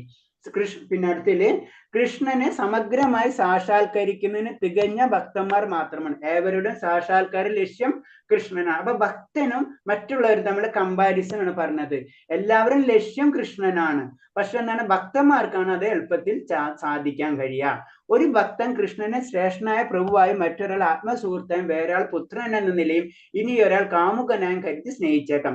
താങ്കളുടെ കൃഷ്ണനോട് പ്രേമതൃഷ്ണമായനുസരിച്ച് ഭക്തന്മാർക്ക് തുല്യമായി അദ്ദേഹം അഭീഷ്ടം സിദ്ധി കൈക്കൊള്ളും. അപ്പൊ ഭഗവാനില് നമ്മള് ഭക്തി തന്നെ പല ഭക്തന്മാരായിട്ട് തിരിച്ചിരിക്കണം. അപ്പൊ നമുക്ക് അർജുനന്റെ ഭക്തി അറിയാം അല്ലെ, സാഗ്യരസമാണ്, ദാസ്യം, പിന്നെ മാധുര്യം, പിന്നെ എന്താണ് വാത്സല്യം, പിന്നെ ശാന്തം, അങ്ങനെ പല ഭാവങ്ങളുണ്ട് ഭഗവാന്.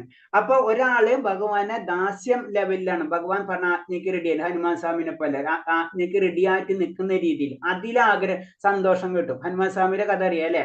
ഭഗവാൻ പറയുന്ന ആജ്ഞകൾ അനുസരിക്കുന്നതിലൂടെ ആനന്ദം കിട്ടുന്ന ലെവലിലാണ് ഹനുമാൻ സ്വാമി. അതാണ് ഭഗവാൻ എന്ത് പറയാം അത് കേൾക്കുന്നു, അത് കേട്ട് അത് ഞാൻ പ്രവർത്തിക്കും, എനിക്ക് സന്തോഷം കിട്ടാണ്.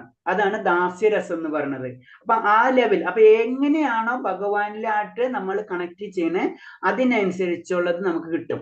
അപ്പൊ ഏത് രീതിയിലും വേണമെങ്കിൽ ഇപ്പൊ ഇത് എന്ന് പറയുന്നത് നമ്മളിപ്പോ നാളെ തൊട്ട് നമുക്ക് ഭഗവാൻ ഒരു കൂട്ടുകാരനായിട്ട് എടുക്കാം എങ്ങനെ നമ്മൾ ചിന്തിക്കരുത്. ഇത് ഭക്തിയുടെ ഏറ്റവും ടോപ്പ് ലെവലിലേക്ക് ചെന്നതിന് ശേഷമുള്ള ലെയേഴ്സ് ആണ്. അത് നമ്മളിപ്പോ ഏറ്റവും താഴ്ന്ന ലെവലാണ്. നമ്മൾ പറയില്ല, അതിന് എക്സാമ്പിൾ പറഞ്ഞു കഴിഞ്ഞാൽ 12th കഴിഞ്ഞിട്ട് വേണം നമ്മൾ ബ്രാഞ്ചസ് സെലക്ട് ചെയ്യാന്ന് പറഞ്ഞ പോലെ തന്നെ ഈ കാര്യം നമ്മൾ അറ്റ്ലീസ്റ്റ് 12th എത്തണം. അത് കഴിഞ്ഞിട്ടുള്ള കാര്യങ്ങളാണ് ഇപ്പൊ പറയുന്നത്.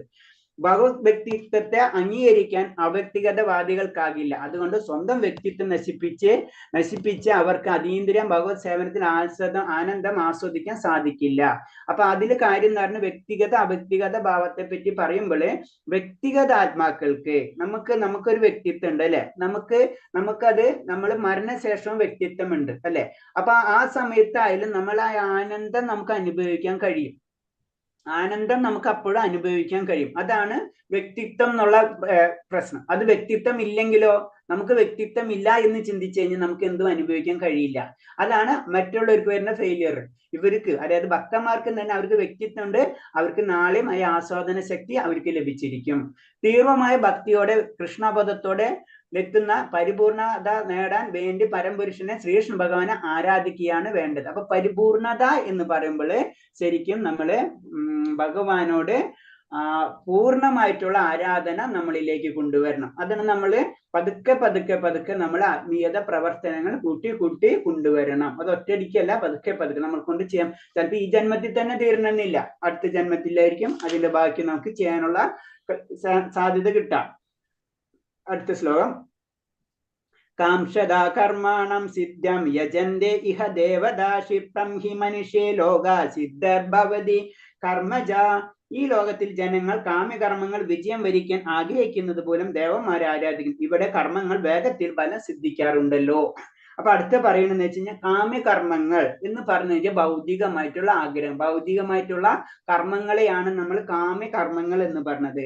അപ്പൊ കാമ്യകർമ്മം ഭൗതിക ലോകത്തിൽ വിജയിക്കണമെങ്കിൽ, പെട്ടെന്ന് നമുക്ക് അതിന്റെ റിസൾട്ട് കിട്ടണമെങ്കിൽ നമ്മൾ ദേവന്മാരെ ആരാധിക്കുന്നുണ്ട്. അതാണ് പറഞ്ഞത്. അപ്പൊ ദേവന്മാരെ ആരാധിക്കുന്നതോടുകൂടി അപ്പൊ ഇൻഡയറക്റ്റ് ആയിട്ട് നമുക്ക് മനസ്സിലാക്കാം, ദേവന്മാരെ ആരാധിക്കുന്നതുകൊണ്ട് നമുക്ക് എന്താ ലഭിക്കുക? ഭൗതികമായിട്ടുള്ള ഗുണങ്ങളാണ് നമുക്ക് ലഭിക്കുക. ആത്മീയമായിട്ടുള്ള ഗുണങ്ങൾ കുറവായിരിക്കും ലഭിക്കാതെ എന്ന്. ആത്മീയത എന്ന് പറഞ്ഞ ഭഗവാനിൽ നിന്നാണ് കിട്ടുക.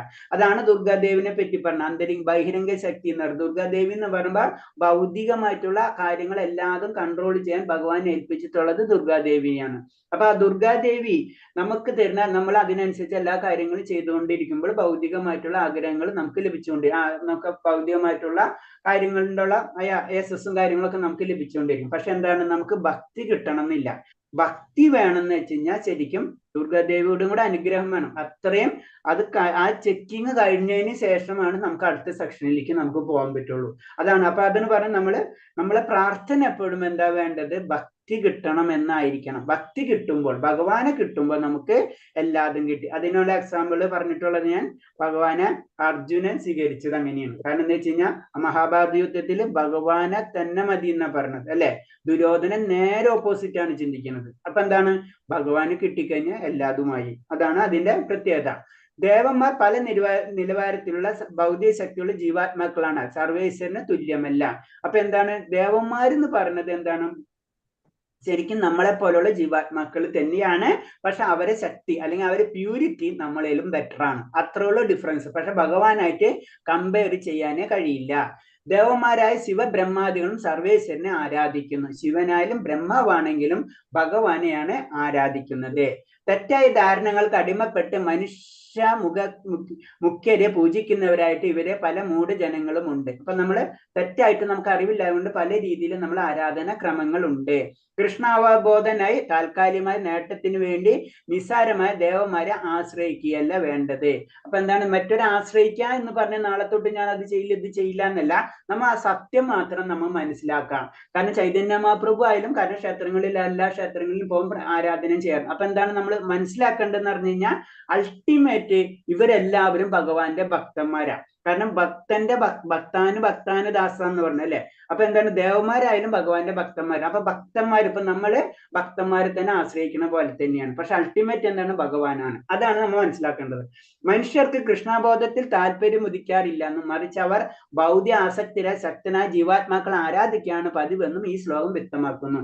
അപ്പൊ സാധാരണ രീതിയിൽ മനുഷ്യന്റെ ഒരു സ്വഭാവം അനുസരിച്ച് നമുക്ക് ആത്മീയത, അതായത് മുക്തി വേണമെന്നുള്ള ചിന്താഗതി നമുക്ക് ഉണ്ടാവില്ല. നമുക്ക് എന്താണ്, ഭൗതികമായിട്ടുള്ള ഐശ്വര്യങ്ങൾക്കാണ് നമ്മൾ കൂടുതൽ പ്രയോറിറ്റി കൊടുക്കുക. അതാണ് ഈ ശ്ലോകം സൂചിപ്പിക്കുന്നത്. അതാണ് ഭഗവാൻ പറയുന്നത്. ഈ ശ്ലോകത്തിന്റെ ഉദ്ദേശം അതാണ്. നമ്മൾ എല്ലാവരും ദേവസങ്കല്പത്തെയാണ് ആരാധിക്കുന്നത് കൂടുതൽ. കാരണം നമ്മളെ ചിന്താഗതി നമുക്ക് ഭൗതികമായിട്ടുള്ള ഐശ്വര്യങ്ങളാണ് നമുക്ക് ഭഗവാൻ തരുന്നുള്ള ചിന്താഗതിയാണ്. അതാണ് അതിന് പ്രത്യേകത. അടുത്ത ശ്ലോകം. ചാതുർവർണ്ണ്യം മയാ സൃഷ്ടം ഗുണകർമ്മ വിഭാഗസാ തസ്യ കർത്താരമഭീമാം വിദ്യാകർത്താരമവ്യയ. പ്രകൃതി സഹജങ്ങളായ 3 ഗുണങ്ങളെയും തദനുസൃതങ്ങളായ കർമ്മങ്ങളെയും മുൻനിർത്തിക്കൊണ്ട് മനുഷ്യ സമൂഹത്തിന്റെ 4 വർണ്ണങ്ങൾ ഞാൻ സൃഷ്ടിച്ചു. ഈ വിഭാഗങ്ങളെ സൃഷ്ടിക്കുന്നിരിക്കലും അവ്യയനായ ഞാനല്ല, അതിന്റെ കർത്താവേ എന്നറിയുക. ഇത് വളരെ ഈ ഭഗവത്ഗീതയില് എല്ലാവരും നോക്കി പിടിച്ചിട്ട് ഒരു കിട്ടിയ ശ്ലോകമാണ്. ബാക്കിയൊന്നും അവർക്ക് കിട്ടിയിട്ടില്ല. ഈ ശ്ലോകത്തെ പിടിച്ചിട്ടാണ് നമ്മുടെ നാട്ടിലും പലയിടത്തും പല പ്രശ്നങ്ങൾ സൃഷ്ടിച്ചുകൊണ്ടിരിക്കുന്നത്. അല്ലേ, അവർക്ക് കിട്ടിയ ഒരു ചാൻസ് ആണ്. ഇത് മുഴുവനും വായിച്ചിട്ടുമല്ല. എന്താ പറയുന്നത്? 3 ഗുണങ്ങളെയും, പ്രകൃതിയുടെ 3 ഗുണങ്ങളെയും തദനുസൃതമായ കർമ്മങ്ങളെയും മുൻനിർത്തിക്കൊണ്ട് മനുഷ്യ സമൂഹത്തെ ഞാൻ 4 വർണ്ണങ്ങളായി സൃഷ്ടിച്ചു. നമ്മളെ ഗുണകർമ്മങ്ങളെയാണ്, ഗുണത്തിന്റെ അനുസരിച്ചാണ് നമ്മളെ 4 വിഭാഗം ജനറൽ ആയിട്ട്. നമ്മൾ ഒരു ക്ലാസ്സിലാണെങ്കിൽ നന്നായിട്ട് എന്താണ് നമ്മൾ ഡിവൈഡ് ചെയ്ത് വെക്കും. അല്ലെ, അതെന്തിനാണ്? എ ഗ്രേഡ് ഉള്ള കുട്ടികൾ, ബി ഗ്രേഡ് ഉള്ള കുട്ടികൾ, സി ഗ്രേഡ് ഉള്ളവർ, ഡി ഗ്രേഡ് ഉള്ള പോലെ. അല്ലെ, അതിന്റെ അർത്ഥം എന്ന് വെച്ചാൽ അവര് മോശം എന്നല്ല, അവരെ അതിനനുസരിച്ച് ഡെവലപ്പ് ചെയ്തെടുക്കണം. അതാണ് അതിന്റെ ഉദ്ദേശം. അപ്പൊ അതാണ് ഇതിൽ കൂടെ പറയുന്നത്. അപ്പൊ സത്വഗുണ പ്രധാനികളായതുകൊണ്ട് ബ്രാഹ്മണരെ പറയപ്പെടുന്ന ബുദ്ധിശക്തി കൂടിയവരാണ്. അപ്പൊ നമ്മൾ ജനറൽ ആയിട്ട് നമ്മൊരു സ്ഥലത്ത് പോയി, ഞാൻ ഇന്നലെ പറഞ്ഞു, 2 ദിവസം മുന്നും പറഞ്ഞു, അതായത് 100 പേരെ എടുത്തു കഴിഞ്ഞാൽ 10-20 പേര് അതിൽ കുറച്ച് ബുദ്ധി കൂടുതലുള്ളവരായിരിക്കും. അല്ലെ, അതിൽ ബ്രാഹ്മണൻ എന്നുള്ള ഒരു കാസ്റ്റോ അല്ലെങ്കിൽ ക്ഷത്രിയ എന്നുള്ള കാസ്റ്റോ അല്ല, അത് ജനറൽ ആയിട്ടുള്ളതാണ്. നമ്മളൊരു കമ്പനിയിൽ പോയി കഴിഞ്ഞാലും അവിടെ ഉണ്ടാവും ക്ലാസിഫിക്കേഷൻ, ക്ലാസ്സസ് കാണാം. അല്ലെ, ഏറ്റവും ടോപ്പ് ലെവലിലുള്ളവർ അവര് ബുദ്ധിപരമായ കാര്യങ്ങളായിരിക്കും അവർ ചെയ്യണം. അല്ലെ, ഏറ്റവും താഴ്ന്ന ലെവലിൽ വെച്ച് അവരെ സപ്പോർട്ട് ചെയ്യണം. അപ്പൊ സപ്പോർട്ടേഴ്സ് ഇല്ലെങ്കിൽ ബുദ്ധി ഉണ്ടായിട്ട് വല്ല കാര്യം ഉണ്ടാ. അപ്പൊ ഇതൊക്കെ ഇന്റർ കണക്റ്റഡ് ആണ്. അപ്പൊ സത്വഗുണ പ്രധാനികളായതുകൊണ്ട് ബ്രാഹ്മണരോട് പറയപ്പെടുന്ന ബുദ്ധിശക്തി കൂടിയവരാണ്. ഭരണാധിക രജോ ഗുണ പ്രധാനിയായതുകൊണ്ട് ക്ഷത്രിയൻ എന്ന് വിളിക്കുന്നത്. അപ്പൊ 4 ആ വർണ്ണങ്ങളെയാണ് പറയുന്നത്. ബ്രാഹ്മണര്, ക്ഷത്രിയര്, വൈശ്യര്, ശൂദ്രര്. അപ്പൊ പ്രധാനമായി ഇപ്പൊ വൈശ്യര് എന്ന് പറഞ്ഞു കഴിഞ്ഞാൽ വ്യാപാരികൾ, രജസ്, തമസ് എന്നീ ഗുണങ്ങൾ മിക്സ് ആയിട്ടുള്ളത്. അപ്പൊ എന്ന് പറഞ്ഞ ഫസ്റ്റ് എന്ന് പറയുന്നത് ബ്രാഹ്മണര് സത്വഗുണമായിരിക്കും കൂടുതൽ. രജോ ഗുണം എന്ന് പിന്നെ ക്ഷത്രിയർ എന്ന് പറയുമ്പോൾ രജോ ഗുണമായിരിക്കും അവർ കൂടുതൽ. വൈശ്യർ എന്ന് പറഞ്ഞാൽ രജസും തമസും കൂടെ മിക്സ് ആയിരിക്കും. തമോ ഗുണമായിട്ടുള്ളവർക്കായിരിക്കും 4ത്തിലെ ശൂദ്രർ. അങ്ങനെയാണ് ജനറൽ ആയിട്ട് പറയുന്നത്. മേൽ പറഞ്ഞ ചതുർവർണ്ണങ്ങളെ സൃഷ്ടിച്ചെങ്കിലും ഭഗവാൻ ഇവയിൽ ഒന്നിലും ഉൾപ്പെടുന്നില്ല. ഭഗവാൻ ഇത് സൃഷ്ടിച്ചെന്ന് പോളൂ. കാരണം നമുക്ക് സിമ്പിൾ ആയിട്ട് പറയാം, മൊബൈൽ ഒരു കമ്പനി സൃഷ്ടിച്ചു കഴിഞ്ഞാൽ കമ്പനി അല്ല മൊബൈൽ. അല്ലെ, മൊബൈൽ സൃഷ്ടിക്കാന്ന് മാത്രമേ ഉള്ളൂ ആ കമ്പനിയുടെ ഡ്യൂട്ടി. കൃഷ്ണാവബോധം മനുഷ്യരുടെ ഈ ചാതുർവർണ്ണയ്ക്ക് അവസ്ഥയ്ക്ക് അതീതമാണ്. അപ്പൊ ഭഗവാൻ എന്ന് പറഞ്ഞത് ഈ 4 അവസ്ഥയ്ക്ക് അതീതമാണ്.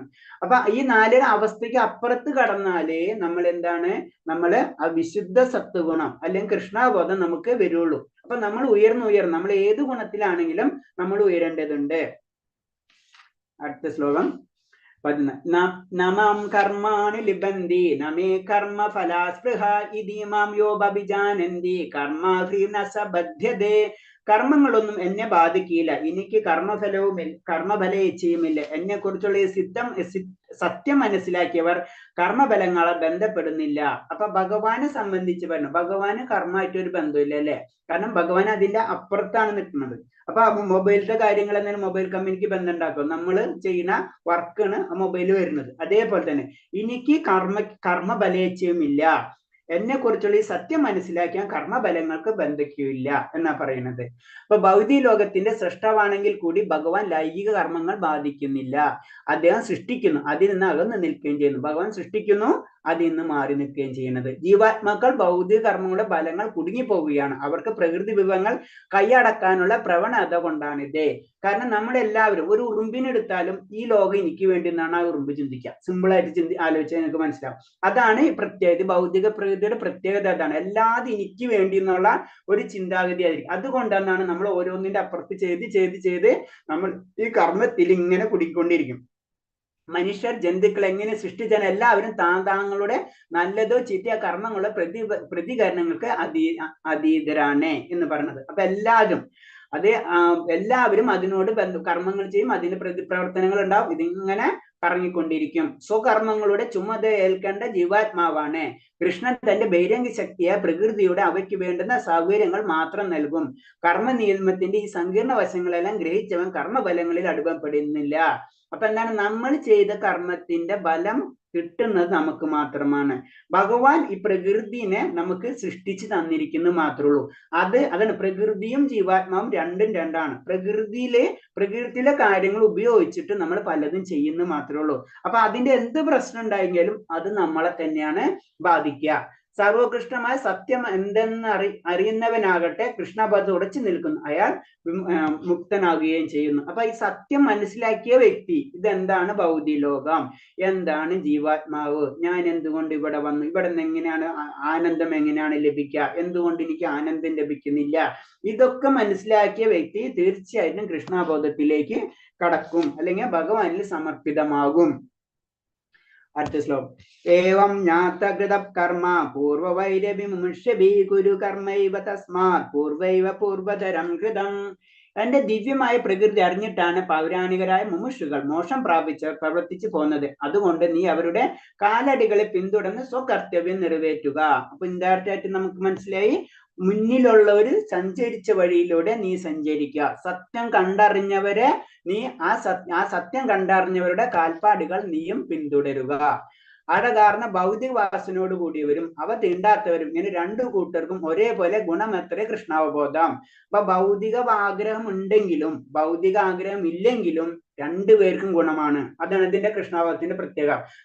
നമ്മളെ ചിന്ത, നമുക്ക് എത്രയൊക്കെ പറഞ്ഞാലും നമുക്ക് ഭൗതിക ആഗ്രഹങ്ങൾ പിടിച്ച് നമുക്ക് നിർത്താൻ പറ്റില്ല അല്ലെ. നമുക്ക് പല ആഗ്രഹങ്ങളും നമ്മളിൽ ഉള്ളിലുണ്ടാവും. അപ്പൊ അത് ഉണ്ടായാലും പിന്നെ ഇതിന് അടുത്ത ലെവൽ എന്താണ്, ഇതൊന്നും വേണ്ട, എനിക്ക് ആനന്ദം ആത്മസാക്ഷാത്കാരം മാത്രം മതി എന്ന് ചിന്തിക്കുന്ന രണ്ട് ഗ്രൂപ്പ് ഉണ്ട് ജനറൽ ആയിട്ട് പറയുമ്പോൾ. ഒന്ന്, ഇതൊന്നും എനിക്ക് വേണ്ട, എനിക്ക് ഭഗവാന് സമർപ്പിതമായ മതി. അപ്പൊ അത് ചിന്തിക്കണം. ചിലർക്ക് അങ്ങനെയല്ല, എനിക്ക് ഭൗതികമായിട്ട് പല ആഗ്രഹങ്ങളുണ്ട്, അതിനു വേണ്ടി ഭഗവാനെ പ്രാർത്ഥിക്കുന്നു. ഇവർക്ക് രണ്ടുപേർക്കും ഗുണകരമാണ് കൃഷ്ണാവബോധം. ഭൗതികമായ നേട്ടത്തിനും ആത്മീയമായ നേട്ടത്തിനും ബെറ്ററാണ് കൃഷ്ണാവബോധം. കൃഷ്ണബോധത്തിന്റെ പരിചയം കുറഞ്ഞ പുതു വിദ്യാർത്ഥികൾ മൂഢന്മാരും പലപ്പോൾ കൃഷ്ണബോധം എന്നറിയാത്ത കർമ്മികളിൽ നിന്ന് ഒഴിഞ്ഞു നിൽക്കാൻ ആഗ്രഹിക്കാറുണ്ട്. അർജുന യുദ്ധരംഗത്തിലെ പ്രവർത്തനങ്ങൾ നിന്ന് മാറാൻ ഉദ്യമിച്ച് ഭഗവാൻ സമ്മതമായിരുന്നില്ല. അപ്പൊ ഇത്രയും പറയുന്നുള്ളൂ. അതിന് കർമ്മം നമ്മൾ ചെയ്തേ പറ്റും. നമ്മൾ ഏത് ഗുണത്തിലാണ് വന്നത് ആ ഗുണത്തിനനുസരിച്ച് നമ്മൾ കാര്യങ്ങൾ ചെയ്യണം. അപ്പൊ സൂര്യദേവനായ വിവസാൻ മുതലായ ഭഗവാന്റെ പൂർവ്വ ശിഷ്യന്മാരെ മാതൃകയാക്കി കൃഷ്ണബോധത്തെ പ്രവൃത്തി ചെയ്യാൻ ഇവിടെ അർജുനനോട് ഉപദേശിക്കുന്നത്. അപ്പൊ നമുക്ക് കുറച്ചു നേരത്തെ കണ്ടല്ലേ, ഭഗവാൻ വളരെ കാലം മുന്നേ വിവസാൻ അല്ലെ, സൂര്യദേവന് വിവസാൻ ഉപദേശിച്ചു കൊടുത്തു എന്ന് പറയുന്നുണ്ട് അല്ലെ. അപ്പൊ ആ കാൽപ്പാടുകൾ എപ്പോഴും അർജുനനോട് പറഞ്ഞ അവരെ തന്നെ നീയും പിന്തുടരുക. ഞാൻ റിപ്പീറ്റ് ചെയ്യണമെന്നുള്ളൂ, നീ അവരെ തന്നെ കാൽപ്പാടുകൾ പിന്തുടരുക. കൃഷ്ണന്റെ നിർദ്ദേശപ്രകാരം കർത്തവ്യങ്ങളിൽ മുഴുകിയ എല്ലാ വിദ്യാർത്ഥികളെയും കൃഷ്ണൻ ഇവിടെ മുക്താക്കളായി വിശേഷിപ്പിക്കുന്നു. അപ്പൊ ഭഗവാന്റെ ആജ്ഞ അനുസരിച്ച് പ്രവർത്തിക്കുന്ന വ്യക്തികൾ അവർക്ക് മുക്തി ലഭിച്ചിരിക്കും. അതാണ് പറയുന്നത്. കിം കർമ്മ കിമാ കർമ്മേതി കവയോത്ര മോഹിത തത്തേത്ര കർമ്മ പ്രവിശാമി യജ്ഞോദോ മോക്ഷശേഷുബാദ്. എന്താണ് കർമ്മം, എന്താണ് അകർമ്മം എന്ന ബുദ്ധിമാന്മാരെ പോലും വിഭ്രമിക്കുന്നതാണ്. ആ കർമ്മത്തെ പറ്റി ഇനി ഞാൻ വിവരിച്ചു തരാം. അറിഞ്ഞാൽ നീ ഈ അശുഭങ്ങളിൽ നിന്ന് മുക്തനാകാം. അപ്പൊ ഇതില് ബേസിക് ആയിട്ട് 3 കാര്യമാണ് പറയുന്നത്. ഒന്ന് കർമ്മം, ഒന്ന് വികർമ്മം, ഒന്ന് കർമ്മം, ഒന്ന് അകർമ്മം, ഒന്ന് വികർമ്മം. ജനറൽ ആയിട്ട് പറയുമ്പോ ഞാനത് സ്കിപ്പ് ചെയ്യാണ് പെട്ടെന്ന്. ജനറൽ ആയിട്ട് പറയുമ്പോൾ എന്ന് വെച്ച് കഴിഞ്ഞാല് കർമ്മം എന്ന് പറയുമ്പോൾ നമ്മൾ ചെയ്യേണ്ട രീതിയിൽ, വേദങ്ങളിൽ പറഞ്ഞിട്ടുള്ള രീതിയിൽ നമ്മൾ കാര്യങ്ങൾ ചെയ്യുകയാണെങ്കിൽ അതിന് കർമ്മം എന്ന് പറയും. സാധാരണ രീതിയിൽ നമ്മൾ ചെയ്യേണ്ട ജനറൽ ആയിട്ട് ചെയ്തു. ഇപ്പൊ നമ്മൾ സാധാരണ രീതിയിൽ നമുക്കറിയാം, ഒരു ഇന്ത്യൻ നിയമത്തിനനുസരിച്ച് കാര്യങ്ങൾ ചെയ്തു പോകണമെങ്കിൽ നമ്മൾ സാധാരണ ഒരു പൗരനാണ് അല്ലെ. അപ്പൊ സാധാരണ ഒരു പൗരൻ, അതാണ് നമ്മളെ രീതിയിൽ കർമ്മം എന്ന് പറഞ്ഞത്. അത് നമ്മളെ ഇതിലെ വേദങ്ങളിൽ പറഞ്ഞിട്ടുള്ള അനുശാസനം അനുസരിച്ച് നമ്മൾ ജീവിച്ചു പോകണമെങ്കിൽ നമ്മൾ കർമ്മമാണ്. നമുക്ക് ജനറൽ ആയിട്ട് ഇപ്പൊ തന്നെ അറിയാം, നമുക്ക് ഒരു വിവാഹം കഴിക്കാനേ പാടുള്ളൂ അല്ലെ. അത് നമ്മൾ ജനറൽ ആയിട്ട് നമ്മൾ അക്സെപ്റ്റ് ചെയ്തിട്ടുള്ളതാണ്, നമ്മൾ അറിയാണ്ട് നമ്മൾ അക്സെപ്റ്റ് ചെയ്തിട്ടുള്ള കാര്യമാണ്. അത് വേദങ്ങളെ അനുശാസിച്ചിട്ടുള്ള, അത് നമ്മൾ അറിയണം കൂടില്ല, നമ്മളെ സിസ്റ്റം അങ്ങനെ ആയിപ്പോയി. അതാണ് ആ വേദത്തിന്റെ പല കാര്യങ്ങളും മുഴുവൻ വിട്ടുപോയിട്ടില്ല, നമ്മൾ അറിയാണ്ട് പലതും നമ്മൾ ചെയ്തു പോകുന്നുണ്ട്. അപ്പൊ അത് അതാണ് കർമ്മം എന്ന് പറയുന്നത്. അകർമ്മം എന്ന് പറയുമ്പോൾ എന്താണ്, അകർമ്മത്തില് ഭഗവാന് വേണ്ടി മാത്രം ചെയ്യുന്ന ഒരു അവസ്ഥയിലെത്താം. അതാണ് അകർമ്മം എന്ന് പറയുന്നത്. എന്ത് നമ്മൾ കർമ്മം ചെയ്യുന്നത് അത് ഭഗവാന് വേണ്ടി മാത്രം ചെയ്യണം, അതാണ് അകർമ്മം. പിന്നെ വികർമ്മം എന്ന് പറയുന്നത് എന്ത് ചെയ്യാൻ പാടില്ല അത് ചെയ്യാം, വേദങ്ങളിൽ പറഞ്ഞതിന് നേരെ ഓപ്പോസിറ്റ് ചെയ്യാം, അതാണ് വികർമ്മം എന്ന് പറയുന്നത്. അത് അപ്പൊ അത് ഒന്നുകൂടി 17ാമത്തെ ശ്ലോകത്തിൽ അത് തന്നെ കർമ്മണോ ഹേബി ബോധവ്യം ബോധ്യവ്യം ച വികർമ്മണ അകർമ്മണശ്ചൈവ ബോധ്യവ്യം ഗഹന കർമ്മണോ ഗതി. കർമ്മത്തിന്റെ സങ്കീർണകൾ ദുർഗ്രാഹ്യമാണ്. അതുകൊണ്ട് കർമ്മം, വികർമ്മം, അകർമ്മം എന്നിവയെ കുറിച്ച് എല്ലാം ഒരാൾ വ്യക്തമായി മനസ്സിലാക്കണം. അപ്പൊ അതിന് 3 തരമുണ്ട്: കർമ്മം, വികർമ്മം, അതേപോലെ തന്നെ അകർമ്മം. അപ്പൊ ഈ 3ഉം വളരെ ശ്രദ്ധിച്ച് മനസ്സിലാക്കേണ്ടതാണ്. അതിനനുസരിച്ച് നമ്മൾ പ്രവർത്തിക്കാൻ പറ്റും. അങ്ങോട്ടും ഇങ്ങോട്ടും തെറ്റിപ്പോകരുത്. നമ്മളെ സംബന്ധിച്ചിട്ടുണ്ടെങ്കിൽ നമുക്ക് സാധാരണ രീതിയിൽ നമ്മുടെ അവസ്ഥ എന്ന് പറഞ്ഞാൽ നമുക്ക് എന്താ ചെയ്യണം, എന്ത് ചെയ്യണ്ട എന്നുള്ള നമുക്ക് ആ ലെവലിലേക്ക് നമ്മൾ മാറിയിരിക്കുകയാണ് ചെയ്യുന്നത്. എന്താ ചെയ്യണം, എന്ത് ചെയ്യണ്ട. അപ്പൊ അതിന് പറഞ്ഞത് അത് വളരെ ശ്രദ്ധിച്ച് നമ്മൾ മനസ്സിലാക്കേണ്ട കാര്യങ്ങളാണ്. അടുത്തത് 18. 18ാമത്തെ ശ്ലോകം. ഞാൻ കുറച്ച് സ്ലോയിലാണ് പോകുന്നത്, അതൊന്നും സ്പീഡ് കൂട്ടണം. ഞാൻ കർമ്മണ്യ കർമ്മയ്യ പ്രാശ അകർമ്മണിച്ച കർമ്മയാന ബുദ്ധിമാൻ മനുഷ്യേഷു സായുക്ത കൃഷ്ണ കർമ്മ ഹൃദയ. കർമ്മത്തിന്റെയും അകർമ്മത്തിന്റെയും കർമ്മത്തിൽ അകർമ്മത്തെയും അകർമ്മത്തിൽ കർമ്മത്തെയും കാണുവനത്ര മനുഷ്യരിൽ ബുദ്ധിമാൻ. എല്ലാത്തരം കർമ്മങ്ങൾ ഏർപ്പെട്ടിരുന്നാലും അതീന്ദ്രിയ അവസ്ഥയിലാണ് അവർ. അതെന്ന് പറഞ്ഞാൽ ഇത് എന്ന് പറയുമ്പോൾ കർമ്മത്തിൽ അകർമ്മത്തെയും അകർമ്മത്തിൽ കർമ്മത്തെയും എന്ന് പറയുമ്പോൾ നമുക്കൊരു കൺഫ്യൂസ് ആവും. കാരണം എന്ന് വെച്ച് കഴിഞ്ഞാൽ ഒരു ഭക്തനെ പറ്റി പറയുമ്പോഴാണ് ഭക്തൻ എന്ത് കാര്യങ്ങൾ ചെയ്യുന്നതോ അത് ഭഗവാന് വേണ്ടി ആയിരിക്കും. അതൊരു കാര്യം. അപ്പൊ നമ്മൾ എന്തൊരു കർമ്മം ചെയ്യുന്നത്, അപ്പൊ കർമ്മത്തിൽ അല്ല അകർമ്മത്തിൽ കർമ്മം അതെന്താണ്, ഭഗവാന് വേണ്ടി ചെയ്യുന്ന, ഭഗവാന് വേണ്ടി കാര്യങ്ങൾ ചെയ്യുന്നു. അത് നമ്മൾ ആ ചെയ്യുന്ന കർമ്മം എന്താണ്, അതിന് അകർമ്മത്തിൽ കർമ്മം. നമ്മൾ ഭഗവാന്റെ വേണ്ടി കാര്യങ്ങൾ ചെയ്യുന്നു. അപ്പൊ അതിനു വേണ്ടി ചെയ്യുന്ന കർമ്മമാണ് ഒരു കർമ്മം. പിന്നെ എന്താണ്, കർമ്മത്തിൽ അകർമ്മം. നമ്മൾ ചെയ്യുന്ന കർമ്മങ്ങള് അത് ഭഗവാന് വേണ്ടി മാത്രം ചെയ്യാം. അത് പെട്ടെന്ന് മനസ്സിലാക്കണം എന്ന് വെച്ച് കഴിഞ്ഞാൽ പെട്ടെന്ന് നമുക്ക് പറഞ്ഞു മനസ്സിലാക്കാൻ നമ്മ ക്ഷേത്രങ്ങളിൽ പോയി നമ്മള് ആചാര്യന്മാര്, വലിയ ലെവലുള്ള ആചാര്യന്മാരെ പറ്റി പറയുമ്പോൾ അവരെന്താ ചെയ്യുന്നത്, അവര് ചെയ്യാന്ന് വെച്ച് കഴിഞ്ഞാൽ ഭഗവാന്റെ കാര്യങ്ങൾ, അതായത് പൂജ ചെയ്യുന്നേക്ക് സിമ്പിൾ ആയിട്ട്. അപ്പൊ എന്താണ്, നമ്മളെ രീതിയിൽ അവർ പൂജ ചെയ്തുകൊണ്ടിരിക്കും. അപ്പൊ എന്താണ് അവര് ആ പൂജ അവർക്ക് പ്രത്യേകിച്ച് ലഭിക്കുന്നില്ല അല്ലെ. അപ്പൊ എന്താണ് അവിടെ അകർമ്മമാണ് ചെയ്യുന്നത് അല്ലെ. കർമ്മം ചെയ്യുന്നുണ്ട്, അവർ പൂജ ചെയ്യുന്നുണ്ട്, അവർ അത് ചെയ്തുകൊണ്ടിരിക്കുന്നത്. അപ്പൊ അതിൽ നിന്നും പ്രതീക്ഷിക്കാത്ത കാരണം കൊണ്ട് അവരെ കർമ്മത്തിൽ അകർമ്മം കാണുന്നവര്. ഓക്കെ, ഇനി അടുത്ത ലെവല്, ഇനി നമ്മളെ രീതിയിൽ ചിന്തിക്കുന്നത്, അവര് ചിലപ്പോ ഒരു വലിയ ഒരു ഹൈ ലെവലിലുള്ള ഒരു വലിയ കാറിലായിരിക്കും പോണത് അവര്. അപ്പൊ നമ്മളെ വലിയ വലിയ കാറിൽ പോകുന്നുണ്ടാവും. അപ്പൊ നമ്മളെ ചിന്താഗതി എന്താണ്, ഇതെങ്ങനെയാണ് ശരിയാവുക, ഭഗവാന് വേണ്ടിയല്ലല്ലേ ചെയ്യാ അല്ലെ.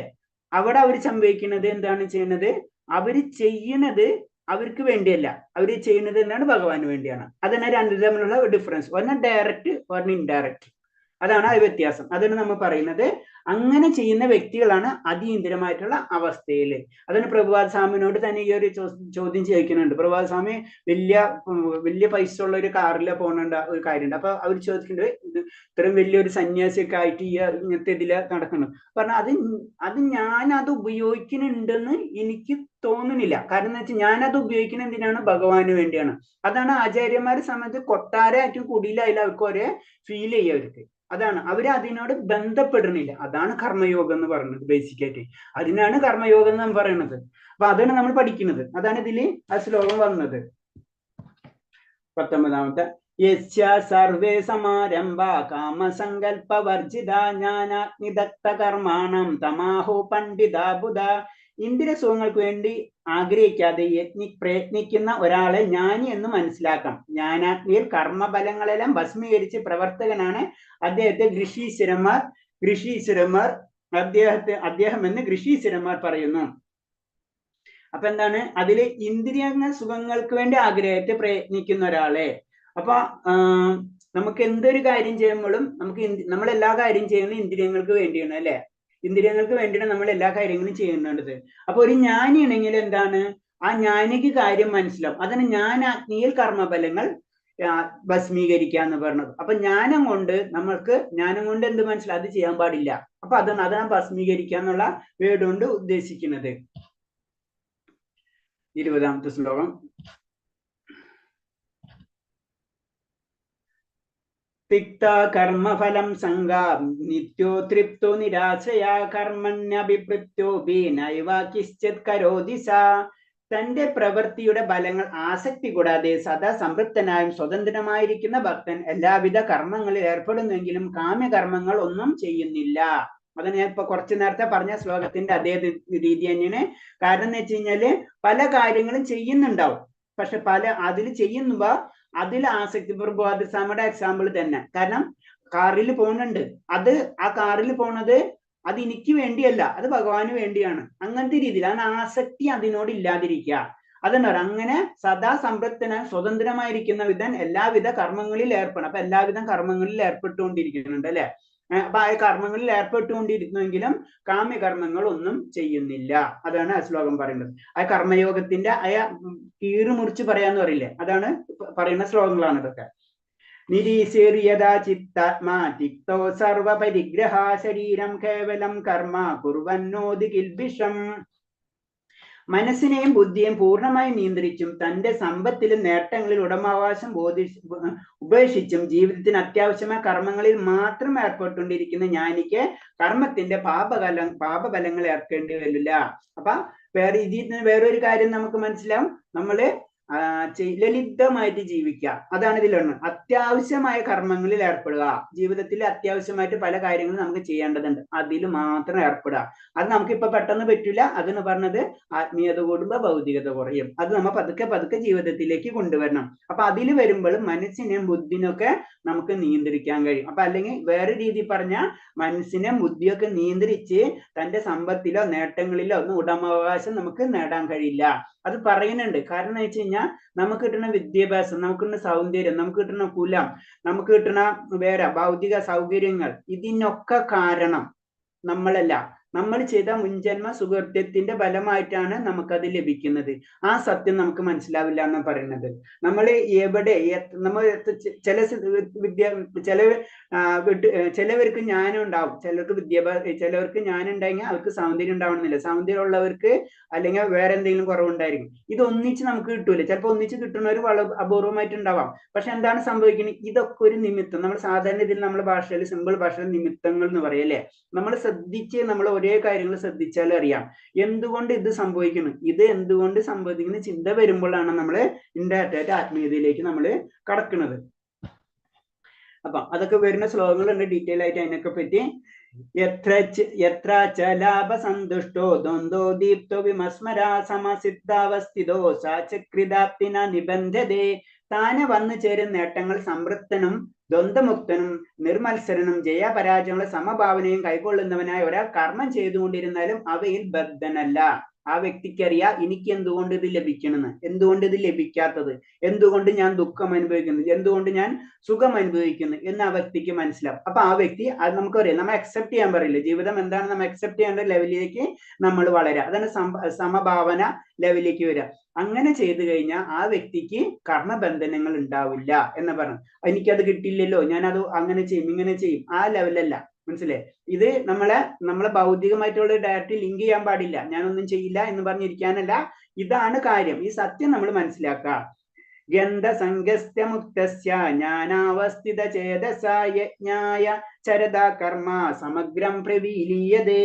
ഭൗതിക പ്രകൃതിയുടെ ഗുണങ്ങൾ ബന്ധനാകാതെ അതീന്ദ്രിയ ജ്ഞാനത്തിൽ പൂർണ്ണമായി സ്ഥിതി ചെയ്യുന്ന കർമ്മങ്ങൾ ദിവ്യതയിൽ വിലയം പ്രാപിക്കുന്നു. അപ്പൊ ഇത് പറയുന്നത് നമ്മളെ 3 ഗുണങ്ങളാണ്, സത്ത് രജസ് തമസ്. ഇതാണ് ഭൗതിക പ്രകൃതിയെ നിയന്ത്രിക്കുന്നത്. ഭൗതിക പ്രകൃതിയിലുള്ള ഈ 3 ഗുണങ്ങളാണ് നമ്മളെ നിയന്ത്രിക്കുന്നത്. ആ സത്യം മനസ്സിലാക്കി, ഞാൻ ഇന്നലെ പറഞ്ഞു, സിമ്പിൾ ആയിട്ട് മനസ്സിലാക്കാൻ വേണ്ടി നമ്മൾ ഒരു സൂപ്പർ മാർക്കറ്റിൽ പോയി കഴിഞ്ഞാൽ അവിടെ ഇരിക്കുന്ന സാധനങ്ങളാണ് നമ്മൾ നിയന്ത്രിക്കുന്നത്. അത് കാരണം ടിവിയിലോ മറ്റുള്ള കാരണം അഡ്വർടൈസ്മെന്റ് ആണ് നമ്മളെ കാണുന്നത് അല്ലെ. നമ്മളെ കൊണ്ട് ബദാം പരിപ്പ് കഴിപ്പിക്കുന്നതും അതേപോലെ തന്നെ ഇപ്പൊ കുറെ സാധനങ്ങൾ മാർക്കറ്റിൽ വരുന്നുണ്ടല്ലോ, അതില്ലെങ്കിൽ ഇതില്ല. പണ്ട് വെളിച്ചെണ്ണയ്ക്ക് പ്രോബ്ലം ആയിരുന്നു, ഇപ്പൊ വെളിച്ചെണ്ണ പ്രോബ്ലം. ഇതൊക്കെ നമുക്ക് ഇപ്പോഴും മനസ്സിലാണ് പല കാര്യങ്ങളും. അപ്പൊ അത് തന്നെയാണ് സംഭവം. അപ്പൊ എന്താണ് ഇതൊക്കെയാണ് ത്രിഗുണങ്ങൾ എന്ന് പറഞ്ഞത്. ഈ ത്രിഗുണങ്ങളെ നമ്മൾ മാറ്റി നിർത്താം. അത് നമുക്ക് മനസ്സിലാക്കാം. നമ്മൾ ഇത് ചെയ്യും, നമുക്ക് സിമ്പിളായിട്ട് വേറെ രീതി പറഞ്ഞു കഴിഞ്ഞാൽ നമ്മളെ ചുറ്റുപാടാണ് നമ്മളെ നിയന്ത്രിക്കുന്നത്. അതെന്ന് നമ്മൾ മനസ്സിലാക്കുന്നത്. അത് മനസ്സിലാക്കി അതിൽ നിന്ന് പുറത്തു കടക്കാൻ നമ്മൾ ശ്രമിക്കുക. അതാണ് പറഞ്ഞത്. അങ്ങനെ ത്രിഗുണങ്ങളിൽ ബന്ധനാകാതെ അതീന്ദ്രിയ ജ്ഞാനത്തിൽ പൂർണ്ണമായി സ്ഥിതി ചെയ്യുന്നവരുടെ കർമ്മങ്ങൾ ദിവ്യതയിൽ വിലയം പ്രാപിക്കുന്നു. ഇതൊക്കെ കർമ്മയോഗത്തിന്റെ പാർട്ടുകളാണ്. ഒരു ശ്ലോകം വായിച്ചിട്ട് നിർത്താം നമുക്ക്. ബ്രഹ്മണാം ബ്രഹ്മ ഹവിർ ബ്രഹ്മാത്മോ ബ്രഹ്മണാഹുതം ബ്രഹ്മൈവ തേന ഗദ്യവ്യം ബ്രഹ്മകർമ്മ സമാധിന. കൃഷ്ണബോധത്തിൽ മുഴുകിയ ഒരാൾ ആധ്യാത്മിക പ്രവർത്തനങ്ങൾക്കായി സ്വയം സമർപ്പണം ചെയ്തുകൊണ്ട് നിശ്ചയമായി ആത്മീയലോകത്തിൽ എത്തിച്ചേരും. അങ്ങനെയുള്ള യജ്ഞത്തിൽ ഹവിസും യജ്ഞാഗ്നിയും രണ്ടും ആത്മീയ സ്വഭാവമുള്ളവയാണ്. അപ്പൊ ഹവിസും യജ്ഞാഗ്നിയും എന്ന് പറയുമ്പോൾ എന്താണ്?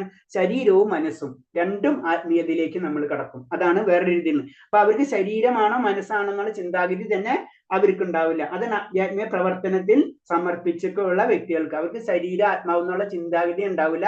എല്ലാതും ഭഗവാന് സമർപ്പിത ലെവലിലേക്ക് പോകും. അതാണ് അങ്ങനെയുള്ള യജ്ഞങ്ങൾ ഹവിസും യജ്ഞം രണ്ടും ഒരേ സ്വഭാവമുള്ളതാണ് എന്ന് പറയുന്നത്.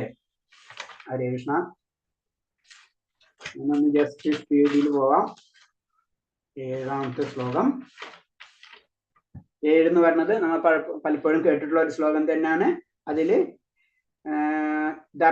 ധർമ്മത്വം സാക്ഷാത് ഭഗവത് പ്രണീതാണ്. ധർമ്മത്തിന് വേണ്ടി, ധർമ്മം എന്ന് പറഞ്ഞ ഭഗവാനാണ്. അപ്പൊ ആദ്യം ഭഗവാന് പ്രോബ്ലം വരുന്ന സമയങ്ങൾ എന്തുണ്ടാവണോ അന്ന് ഭഗവാൻ അവിടെ വന്നിരിക്കും. അത് പലതിലുള്ള അവതാരങ്ങൾ പലതും ആയിരിക്കുന്നു മാത്രമേ ഉള്ളൂ. ചിലപ്പോ ഭഗവാൻ സ്വയം അവതരിച്ചിരിക്കും. അത് എന്തിനാ ഭഗവാൻ വരുന്നത്? പരിത്രാണായ സാധൂനാം. അതാണ് ഏറ്റവും ഇമ്പോർട്ടൻസ്. പരിത്രാണം, ഭക്തരെ രക്ഷിക്കുക എന്നാണ് ഫസ്റ്റ് പ്രയോറിറ്റി ഭഗവാനിലേക്കുള്ളത്. പിന്നെ ഭഗവാന്റെ ജന്മ കർമ്മചമേ ദിവ്യം. അത് ഭഗവാന്റെ ജനനവും കർമ്മവും ദിവ്യമാണ്, പ്രവർത്തികളും ദിവ്യമാണ്. അത് മനസ്സിലാക്കിയ വ്യക്തിക്ക് പിന്നെ ഭഗവാന്റെ ഈ ഭൗതിക ലോകത്തിലേക്ക് തിരിച്ചു വരേണ്ട ആവശ്യമില്ല. പിന്നെ നമ്മൾ എവിടെ നിന്നാണ് മോചിതരാവേണ്ടത്? ഭയം, രാഗം, ക്രോധം, അതായത് ഭൗതിക പ്രകൃതി അല്ലെങ്കിൽ ഭൗതികതയിൽ നിന്ന് നമുക്ക് മോചനാണ്. അവിടെ നിന്ന് മോചിതരായി കഴിഞ്ഞാൽ നമുക്ക് ഭഗവാന്റെ പ്രേമം ലഭിച്ചിരിക്കും. അപ്പൊ മുക്തി തൊട്ടാണ് ഭക്തി ലഭിക്കുന്നത്. പിന്നെ ഭഗവാനെ ശരണം പ്രാപിക്കുക. അതാണ് ഒരു തരം ഏറ്റവും ഇമ്പോർട്ടൻസ് ശ്ലോകങ്ങളിൽ ഒന്നാണ്. യഥാമാം പ്രപത്യന്തേ താംസ്തൈവ ഭജാമഹ്യം മമ വർത്താനുവർത്തന്റെ മനുഷ്യ പാർത്ഥ സർവസ. എന്നിൽ ശരണം പ്രാപിക്കുന്നതിനനുസരിച്ച് നമ്മൾ സാധാരണ രീതി നമ്മളെല്ലാവരും പറയും ഭഗവാൻ അല്ലാതെ അറിയണല്ലോ, പിന്നെ ഞാൻ എന്തിനാ ചെയ്യുന്നതായിരിക്കും അല്ലെ? സിമ്പിൾ ആയിട്ടുള്ള അതിന്റെ ആൻസർ ആണ് ഭഗവാൻ ഇത് പറഞ്ഞത്. എന്നെ ശരണം പ്രാപിക്കുന്നതിനനുസരിച്ച് ഏവർക്കും ഞാൻ തക്കതായ പ്രതിഫലം നൽകുന്നു. അല്ലയോ കുന്തിപുത്ര, എല്ലാവരും എല്ലാ വിധത്തിലും എന്റെ മാർഗത്തിൽ പിന്തുടരുന്നു. അപ്പൊ അതാണ് ആ ശ്ലോകം. അതായത് നമ്മൾ എങ്ങനെയാണ് ഭഗവാനിലേക്ക് എത്തി പോണത് അതേപോലെ നമ്മൾ ഭൗതികമായിട്ടുള്ള കാര്യത്തിലെങ്കിൽ ഭൗതികമായിട്ട് കിട്ടും. അങ്ങനെ ഏത് ലെവലാണെങ്കിലും ആ ലെവലിൽ തന്നെ നമ്മൾ ഭക്തിയിലാണെങ്കിൽ ഞാൻ പറഞ്ഞ സാഖ്യരസമുണ്ട്, വാത്സല്യ രസമുണ്ട്. ആ ലെവലിലേക്കാണെങ്കിൽ അതും കിട്ടും നമുക്ക്. അല്ല ഭൗതികമായിട്ടുള്ള കാര്യങ്ങളാണെങ്കിൽ അതും കിട്ടും. അതാണ് നമ്മൾ 4 തരം സുഹൃത്തുക്കളൊക്കെ പഠിച്ചിട്ടുള്ളത്. പിന്നെ അടുത്തത്, പിന്നെ നമ്മൾ സാധാരണ രീതിയിൽ ഭൗതികമായിട്ടുള്ള വ്യക്തികൾ, നമ്മളെല്ലാവരും ഭൗതികതയിലാണ്. അപ്പൊ നമ്മൾ ദേവന്മാരായിരിക്കും കൂടുതൽ അട്രാക്റ്റീവ് ആവുക. അവർ പെട്ടെന്ന് കാര്യങ്ങൾ നമുക്ക് ചെയ്തു തരും അല്ലെ? ഭൗതികമായിട്ടുള്ള കാര്യങ്ങൾക്ക് തരാനുള്ള കഴിവ് അവർക്കുണ്ട്. അത് ഭഗവാൻ അവർക്ക് കൊടുത്തിട്ടുള്ളതാണ്. ഇപ്പൊ അതാണ് അതിന്റെ പ്രത്യേകത. നമുക്കറിയാം, നമ്മള് സരസ്വതി ദേവിനെയാണ് നമുക്കറിയാം നമ്മളെ വിദ്യാഭ്യാസത്തിന് അല്ലെ, വിദ്യക്ക് വേണ്ടി സരസ്വതിനെയാണ് നമുക്ക് പ്രാർത്ഥിക്കുക അല്ലെ? അപ്പൊ അത് കൊടുത്തിട്ടുള്ളതാണ്. അതിൽ നമുക്ക് കിട്ടണോണ്ട് ഒരു കുഴപ്പമില്ല, നമുക്ക് ഭൗതികത ആസ്വദിക്കാം. അതാണ് പ്രത്യേകത. പക്ഷെ ഭൗതികതയല്ല ആത്മീയത. അതാണ് നമ്മൾ മനസ്സിലാക്കേണ്ടത്. പിന്നെ 4 വർണ്ണങ്ങളെ പറ്റി പറയുന്നുണ്ട്. 4 വർണ്ണങ്ങൾ പറയുന്നത് എന്താണ്? പ്രകൃതിയുടെ സഹജമായ, അതായത് 3 ഗുണങ്ങളാണ്. സത്ത്, രജസ്, തമസ്, ഈ 3 ഗുണങ്ങളോട് ബന്ധപ്പെട്ടിട്ട് നമുക്കൊരു ഗുണം ഉണ്ടായിരിക്കും. അത് പല ജന്മങ്ങളായിട്ട് വന്നിട്ടുള്ള ഗുണമായിരിക്കും. അത് പല ജന്മങ്ങളിൽ ആർജിച്ച ഗുണത്തോട് കൂടിയിട്ട് നമുക്കൊരു സ്വഭാവം വന്നിട്ടുണ്ടാവും. അതിനനുസരിച്ച് നമ്മൾ പല കർമ്മങ്ങളും അതിനനുസരിച്ച് നമ്മൾ ചെയ്യും. അതിനനുസരിച്ചാണ് ഭഗവാൻ പറഞ്ഞ് ഞാനത് 4ആയിട്ട് തിരിച്ചിരിക്കുന്നത്. ജനറൽ ക്ലാസിഫിക്കേഷൻ എന്ന് പറയാം. നമ്മൾ എവിടെ കണ്ടാലും ജനറൽ ആയിട്ട് ഇപ്പൊ നമ്മൾ ഗ്രേഡ് 1, ഗ്രേഡ് 2, ഗ്രേഡ് 3, ഗ്രേഡ് 4 എന്ന് പറയുന്ന പോലെ തന്നെ ഒരു ക്ലാസിഫിക്കേഷൻ മാത്രമേ ഉള്ളത്. അപ്പൊ അതിൽ നിന്ന് താഴത്ത് നിന്ന് മുകളിലേക്ക് കൊണ്ടുപോകണം. അപ്പൊ അവർക്ക് ഓരോ ക്യാരക്ടേഴ്സ് ഉണ്ടാവും അവർക്ക്. അതാണ് പറഞ്ഞ ഈ 4 വിഭാഗങ്ങളെ ഞാൻ സൃഷ്ടിച്ചു. അപ്പൊ സൃഷ്ടിച്ചെന്ന് വെച്ച് ഞാൻ ആ സൃഷ്ടിയിൽ ഞാൻ ബ്രാഹ്മണനോ ക്ഷത്രിയരോ വൈശ്യരോ ശൂദ്രനോ അല്ല, ഞാൻ അതിന്റെ അപ്പുറത്തുള്ളതാണ് എന്നാണ് ഭഗവാൻ പറയുന്നത്. കർമ്മങ്ങൾ ഞാൻ എന്ത് ചെയ്താലും അതാണ് ഭഗവാനെ നമ്മൾ ശ്രദ്ധിച്ചാൽ മഹാഭാരത യുദ്ധത്തിൽ ഭഗവാൻ പല കാര്യങ്ങളും ചെയ്യുന്നുണ്ടാവും. നമ്മൾ ജീവിക്കാതെ തെറ്റല്ലേ എന്നാണ്. അതിന് ഭഗവാൻ കർമ്മങ്ങളൊന്നും എന്നെ ബാധിക്കില്ല, എനിക്ക് കർമ്മഫല ഇച്ഛയില്ല, എന്റെ ഒരു കർമ്മവും എന്നെ ബാധിക്കില്ല എന്നാ പറയുന്നത്. അപ്പൊ നമ്മളെ പറഞ്ഞ ആ സംഗതി തന്നെ തെറ്റിപ്പോവും. നമ്മൾ പല കാര്യങ്ങളും ശ്രദ്ധിക്കുമ്പോൾ ഭഗവാൻ എന്താണ് അതാണ് യുക്തിക്കനുസരിച്ച് നമ്മൾ ചിന്തിക്കുന്നത്. നമ്മളെ ധർമ്മമല്ല ഭഗവാന്റെ ധർമ്മം, ഭഗവാനാണ് ധർമ്മം. അതാണ് പ്രത്യേകത. പിന്നെ എന്റെ ദിവ്യമായ പ്രകൃതിയെ അറിഞ്ഞിട്ടുള്ളവർ, പിന്നെ ഭഗവാൻ അറിഞ്ഞിട്ടുള്ളവർ തീർച്ചയായിട്ടും മോക്ഷം പ്രാപിച്ചിട്ടുണ്ട്. അവരെ കാൽപ്പാടുകൾ പിന്തുടരാനാണ്. അല്ലാണ്ട് ഭൗതികമായിട്ടുള്ള കാര്യങ്ങൾ ആർക്കാണ് മോക്ഷം ലഭിച്ചിട്ടുള്ളത്, അവരെന്താ പറഞ്ഞിട്ടുള്ളത് അതേ രീതിയിൽ നിങ്ങളും കടക്ക. പിന്നെ 3 തരം കർമ്മങ്ങളെ പറ്റി പറയുന്നതാണ്. കർമ്മം, അകർമ്മം, വികർമ്മം. കർമ്മം എന്ന് പറഞ്ഞു കഴിഞ്ഞാൽ സാധാരണ നമ്മൾ സാധാരണ രീതിയിൽ ജീവിക്കേണ്ടത്, സാധാരണ നമ്മൾ പോണ വഴി. ഇപ്പൊ ഞാൻ പറഞ്ഞാലും നമ്മൾ സിമ്പിൾ പെട്ടെന്ന് മനസ്സിൽ വിവാഹം, നമുക്കറിയാം നമ്മൾ ഒരു വിവാഹം കഴിക്കാൻ പാടുള്ളൂ, നമ്മളൊരു ഇതനുസരിച്ച് അത് നമ്മൾ അറിയാണ്ട് നമ്മളെ വേദങ്ങളെ നമ്മൾ അനുസരിക്കണതാണ്, അതല്ലേ. ഇപ്പൊ നമ്മൾ ഫോറിനിലെ വേറെ സ്ഥലത്തൊക്കെ പോയി കഴിഞ്ഞാൽ അവരുടെ ചിന്താഗതി തന്നെ വേറെ ആയിരിക്കും. അപ്പൊ നമ്മൾ അറിയാണ്ട് ആ വേദത്തെ നമ്മൾ അക്സെപ്റ്റ് ചെയ്യുന്നുണ്ട്, അതാണ് കർമ്മം. മനസ്സിലായി? ഇപ്പൊ നമ്മൾ ഇന്ത്യൻ പൗരനാണ്, നമ്മൾ അറിയാണ്ട് പല നിയമങ്ങൾ പാലിക്കുന്നുണ്ട്, അല്ലെ. അത് നമ്മൾ അറിയാണ്ട് നമ്മൾ പാലിച്ചു പോകുന്നു, അല്ലെ. തെറ്റിച്ച് കഴിഞ്ഞാൽ അതിന്റെ പ്രശ്നം നമുക്ക് വരും. ഇതാണ് കർമ്മം. കർമ്മത്തില് ആ കർമ്മം നമ്മൾ ചെയ്തുകൊണ്ടിരിക്കണേ, അത് വേദങ്ങൾ പറഞ്ഞത് എന്താണ്, അത് വേദങ്ങൾ എവിടെ നിന്നാ വന്നത്, ഭഗവാനിൽ നിന്നാണ്. അപ്പൊ അത് നമ്മൾ അനുസരിച്ച് പോകുന്നുണ്ട്. അനുസരിച്ചില്ലെങ്കിൽ അതിന് പ്രോബ്ലം നമുക്ക് വന്നിരിക്കും. അകർമ്മം എന്ന് പറഞ്ഞാൽ ഭഗവാന് വേണ്ടി മാത്രം കർമ്മം ചെയ്യുന്ന ഒരു അവസ്ഥ, അതിന്റെ അപ്പുറം ഒന്നുമില്ല. നമ്മൾ എല്ലാ കർമ്മവും ഭഗവാന് വേണ്ടി മാത്രമായിരിക്കും. അതാണ് അകർമ്മം എന്ന് പറയുന്നത്. വികർമ്മം എന്ന് പറഞ്ഞു കഴിഞ്ഞാൽ നേരെ ഓപ്പോസിറ്റ്. അതാണ് നമ്മുടെ നാട്ടിൽ ഇപ്പൊ കൂടുതൽ നടക്കുന്നതായിട്ട് നമുക്ക് കാണാം, അല്ലെ. എന്ത് പറയണോ അതിന്റെ നേരെ ഓപ്പോസിറ്റ്, വേദങ്ങൾ എന്ത് പറഞ്ഞിട്ടുണ്ടോ അതിന്റെ ഓപ്പോസിറ്റ്, അങ്ങനെ ചെയ്യണം. അതാണ് വികർമ്മം എന്ന് പറയുന്നത്. പിന്നെ കർമ്മത്തിന്റെ സങ്കീർണകൾ, അത് നമ്മൾ വിചാരിക്കുന്നത് പോലെ വളരെ മൈന്യൂട്ടാണ് അതിന്റെ കാര്യങ്ങൾ. അതും ഇതും നമ്മൾ ചെറിയ ചെറിയ വേരിയേഷൻസ് ഉണ്ടാവുള്ളൂ. അപ്പൊ അത് ശരിക്കും മനസ്സിലാക്കണം. അങ്ങനെ ശരിക്കും മനസ്സിലാക്കിയ വ്യക്തിനെയാണ് ജ്ഞാനി എന്ന് പറയുന്നത്. പിന്നെ ഒരു ബുദ്ധിമാൻ, കർമ്മത്തെയും അകർമ്മത്തെയും, കർമ്മത്തിൽ അകർമ്മത്തെയും അകർമ്മത്തിൽ കർമ്മത്തെയും. ഞാനതിപ്പോ ജസ്റ്റ് പെട്ടെന്ന് എക്സ്പ്ലനേഷൻ അത് പറഞ്ഞെന്ന് വെച്ച് കഴിഞ്ഞാൽ, കാരണം എന്താ വെച്ചാൽ സാധാരണ രീതിയിൽ ഒരു നല്ലൊരു ജ്ഞാനി ഭഗവാന്റെ കീർത്തനങ്ങളും ഭഗവാന്റെ കാര്യങ്ങളൊക്കെ ചെയ്തുകൊണ്ടിരിക്കും. അത് ഭഗവാന് വേണ്ടി മാത്രം ചെയ്യണം, അത് അകർമ്മമാണ്. ആ വ്യക്തി തന്നെ നാളെ ഒരു വലിയൊരു ബംഗ്ലാവിൽ താമസിക്കുന്ന വെച്ച് കഴിഞ്ഞാൽ അവിടെ എന്താണ് പ്രശ്നം, നമ്മൾ ചിന്തിക്കുക അതെ തെറ്റാണെന്ന്. പക്ഷെ എന്താണ് അത് ചെയ്യണ എന്തിനാണ്, ഭഗവാന്റെ കാര്യങ്ങൾക്ക് വേണ്ടിയായിരിക്കും ചെയ്യുന്നത്, അവന് വേണ്ടിയല്ലാതെ. അതാണ് ആ കർമ്മം എന്ന് പറയുന്നത്. അപ്പൊ ആ കർമ്മം അകർമ്മത്തിലേക്കും, അകർമ്മം ചെയ്യുന്നത് എന്താണ്, അകർമ്മം ചെയ്തുകൊണ്ടിരിക്കുക, ഭഗവാന്റെ വേണ്ടി കാര്യങ്ങൾ ചെയ്തുകൊണ്ടിരിക്കുക, പൂജ ചെയ്തുകൊണ്ടിരിക്കുക, അല്ലെങ്കിൽ പ്രതീക്ഷിക്കുന്നില്ല. അപ്പൊ അത് ആ കർമ്മം. അങ്ങനെ അകർമ്മത്തിൽ കർമ്മം, കർമ്മത്തിൽ അകർമ്മവും കാണുന്നത്. പിന്നെ ഇന്ദ്രിയ സുഖങ്ങൾ ആഗ്രഹിക്കാതെ പ്രയത്നിക്കുക ഒരാള് ജ്ഞാനി എന്ന് മനസ്സിലാക്കണം. ജ്ഞാനാഗ്നിയിൽ കർമ്മഫലങ്ങൾ, അതായത് ഒരു ഫസ്റ്റ് ലെവല്, ഭക്തന്റെ ഒരു ഫസ്റ്റ് ലെവലാണ് പറയുന്നത്. നമ്മൾ എന്താ ചെയ്യേണ്ടത്, നമ്മളൊന്നും ആഗ്രഹിക്കാതെ പ്രയത്നിക്കുന്ന ഒരു ജ്ഞാനി, ആ വ്യക്തിനെ ഒന്നും ഫലങ്ങൾ പ്രതീക്ഷിക്കാതെ മനസ്സിലാക്കി കഴിഞ്ഞാൽ ആ വ്യക്തിനെ ജ്ഞാനി എന്ന് പറയും. അതിന് ജ്ഞാനാഗ്നിയിൽ കർമ്മഫലങ്ങൾ ഭസ്മീകരിക്കുക എന്ന് പറഞ്ഞു. അപ്പൊ നമുക്ക് കർമ്മഫലങ്ങൾ ഉണ്ടാവില്ല, അതാണ് ഭസ്മീകരിച്ച് കളയുമെന്ന് പറയുന്നത്. അടുത്തത്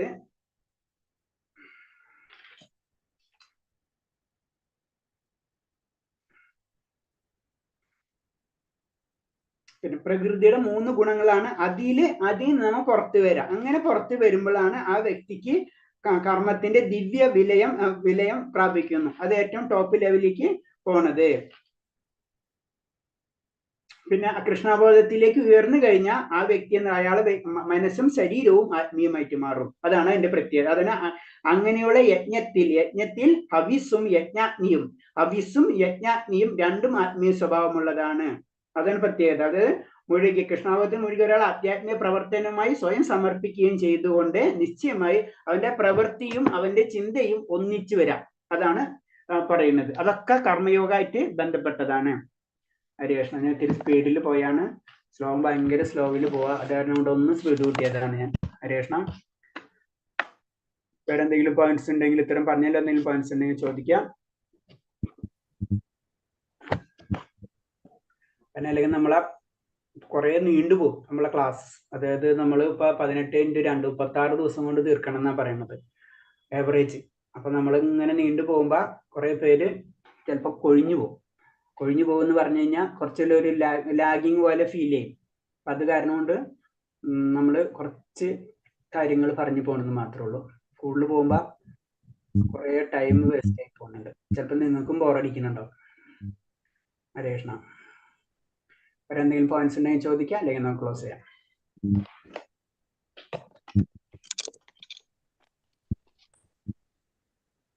ഓക്കെ, ഞാൻ നിർത്തിക്കോട്ടെ. അപ്പൊ ഹരേ കൃഷ്ണ മാതാജി. ഹരേ കൃഷ്ണ. ഹരേ കൃഷ്ണ. അപ്പൊ നാളെ എല്ലാവരും റെഡി ആവട്ടെ ക്വസ്റ്റ്യൻ ആൻസർ. രാമേന്ദ്രൻ പ്രഭു പറയൂ.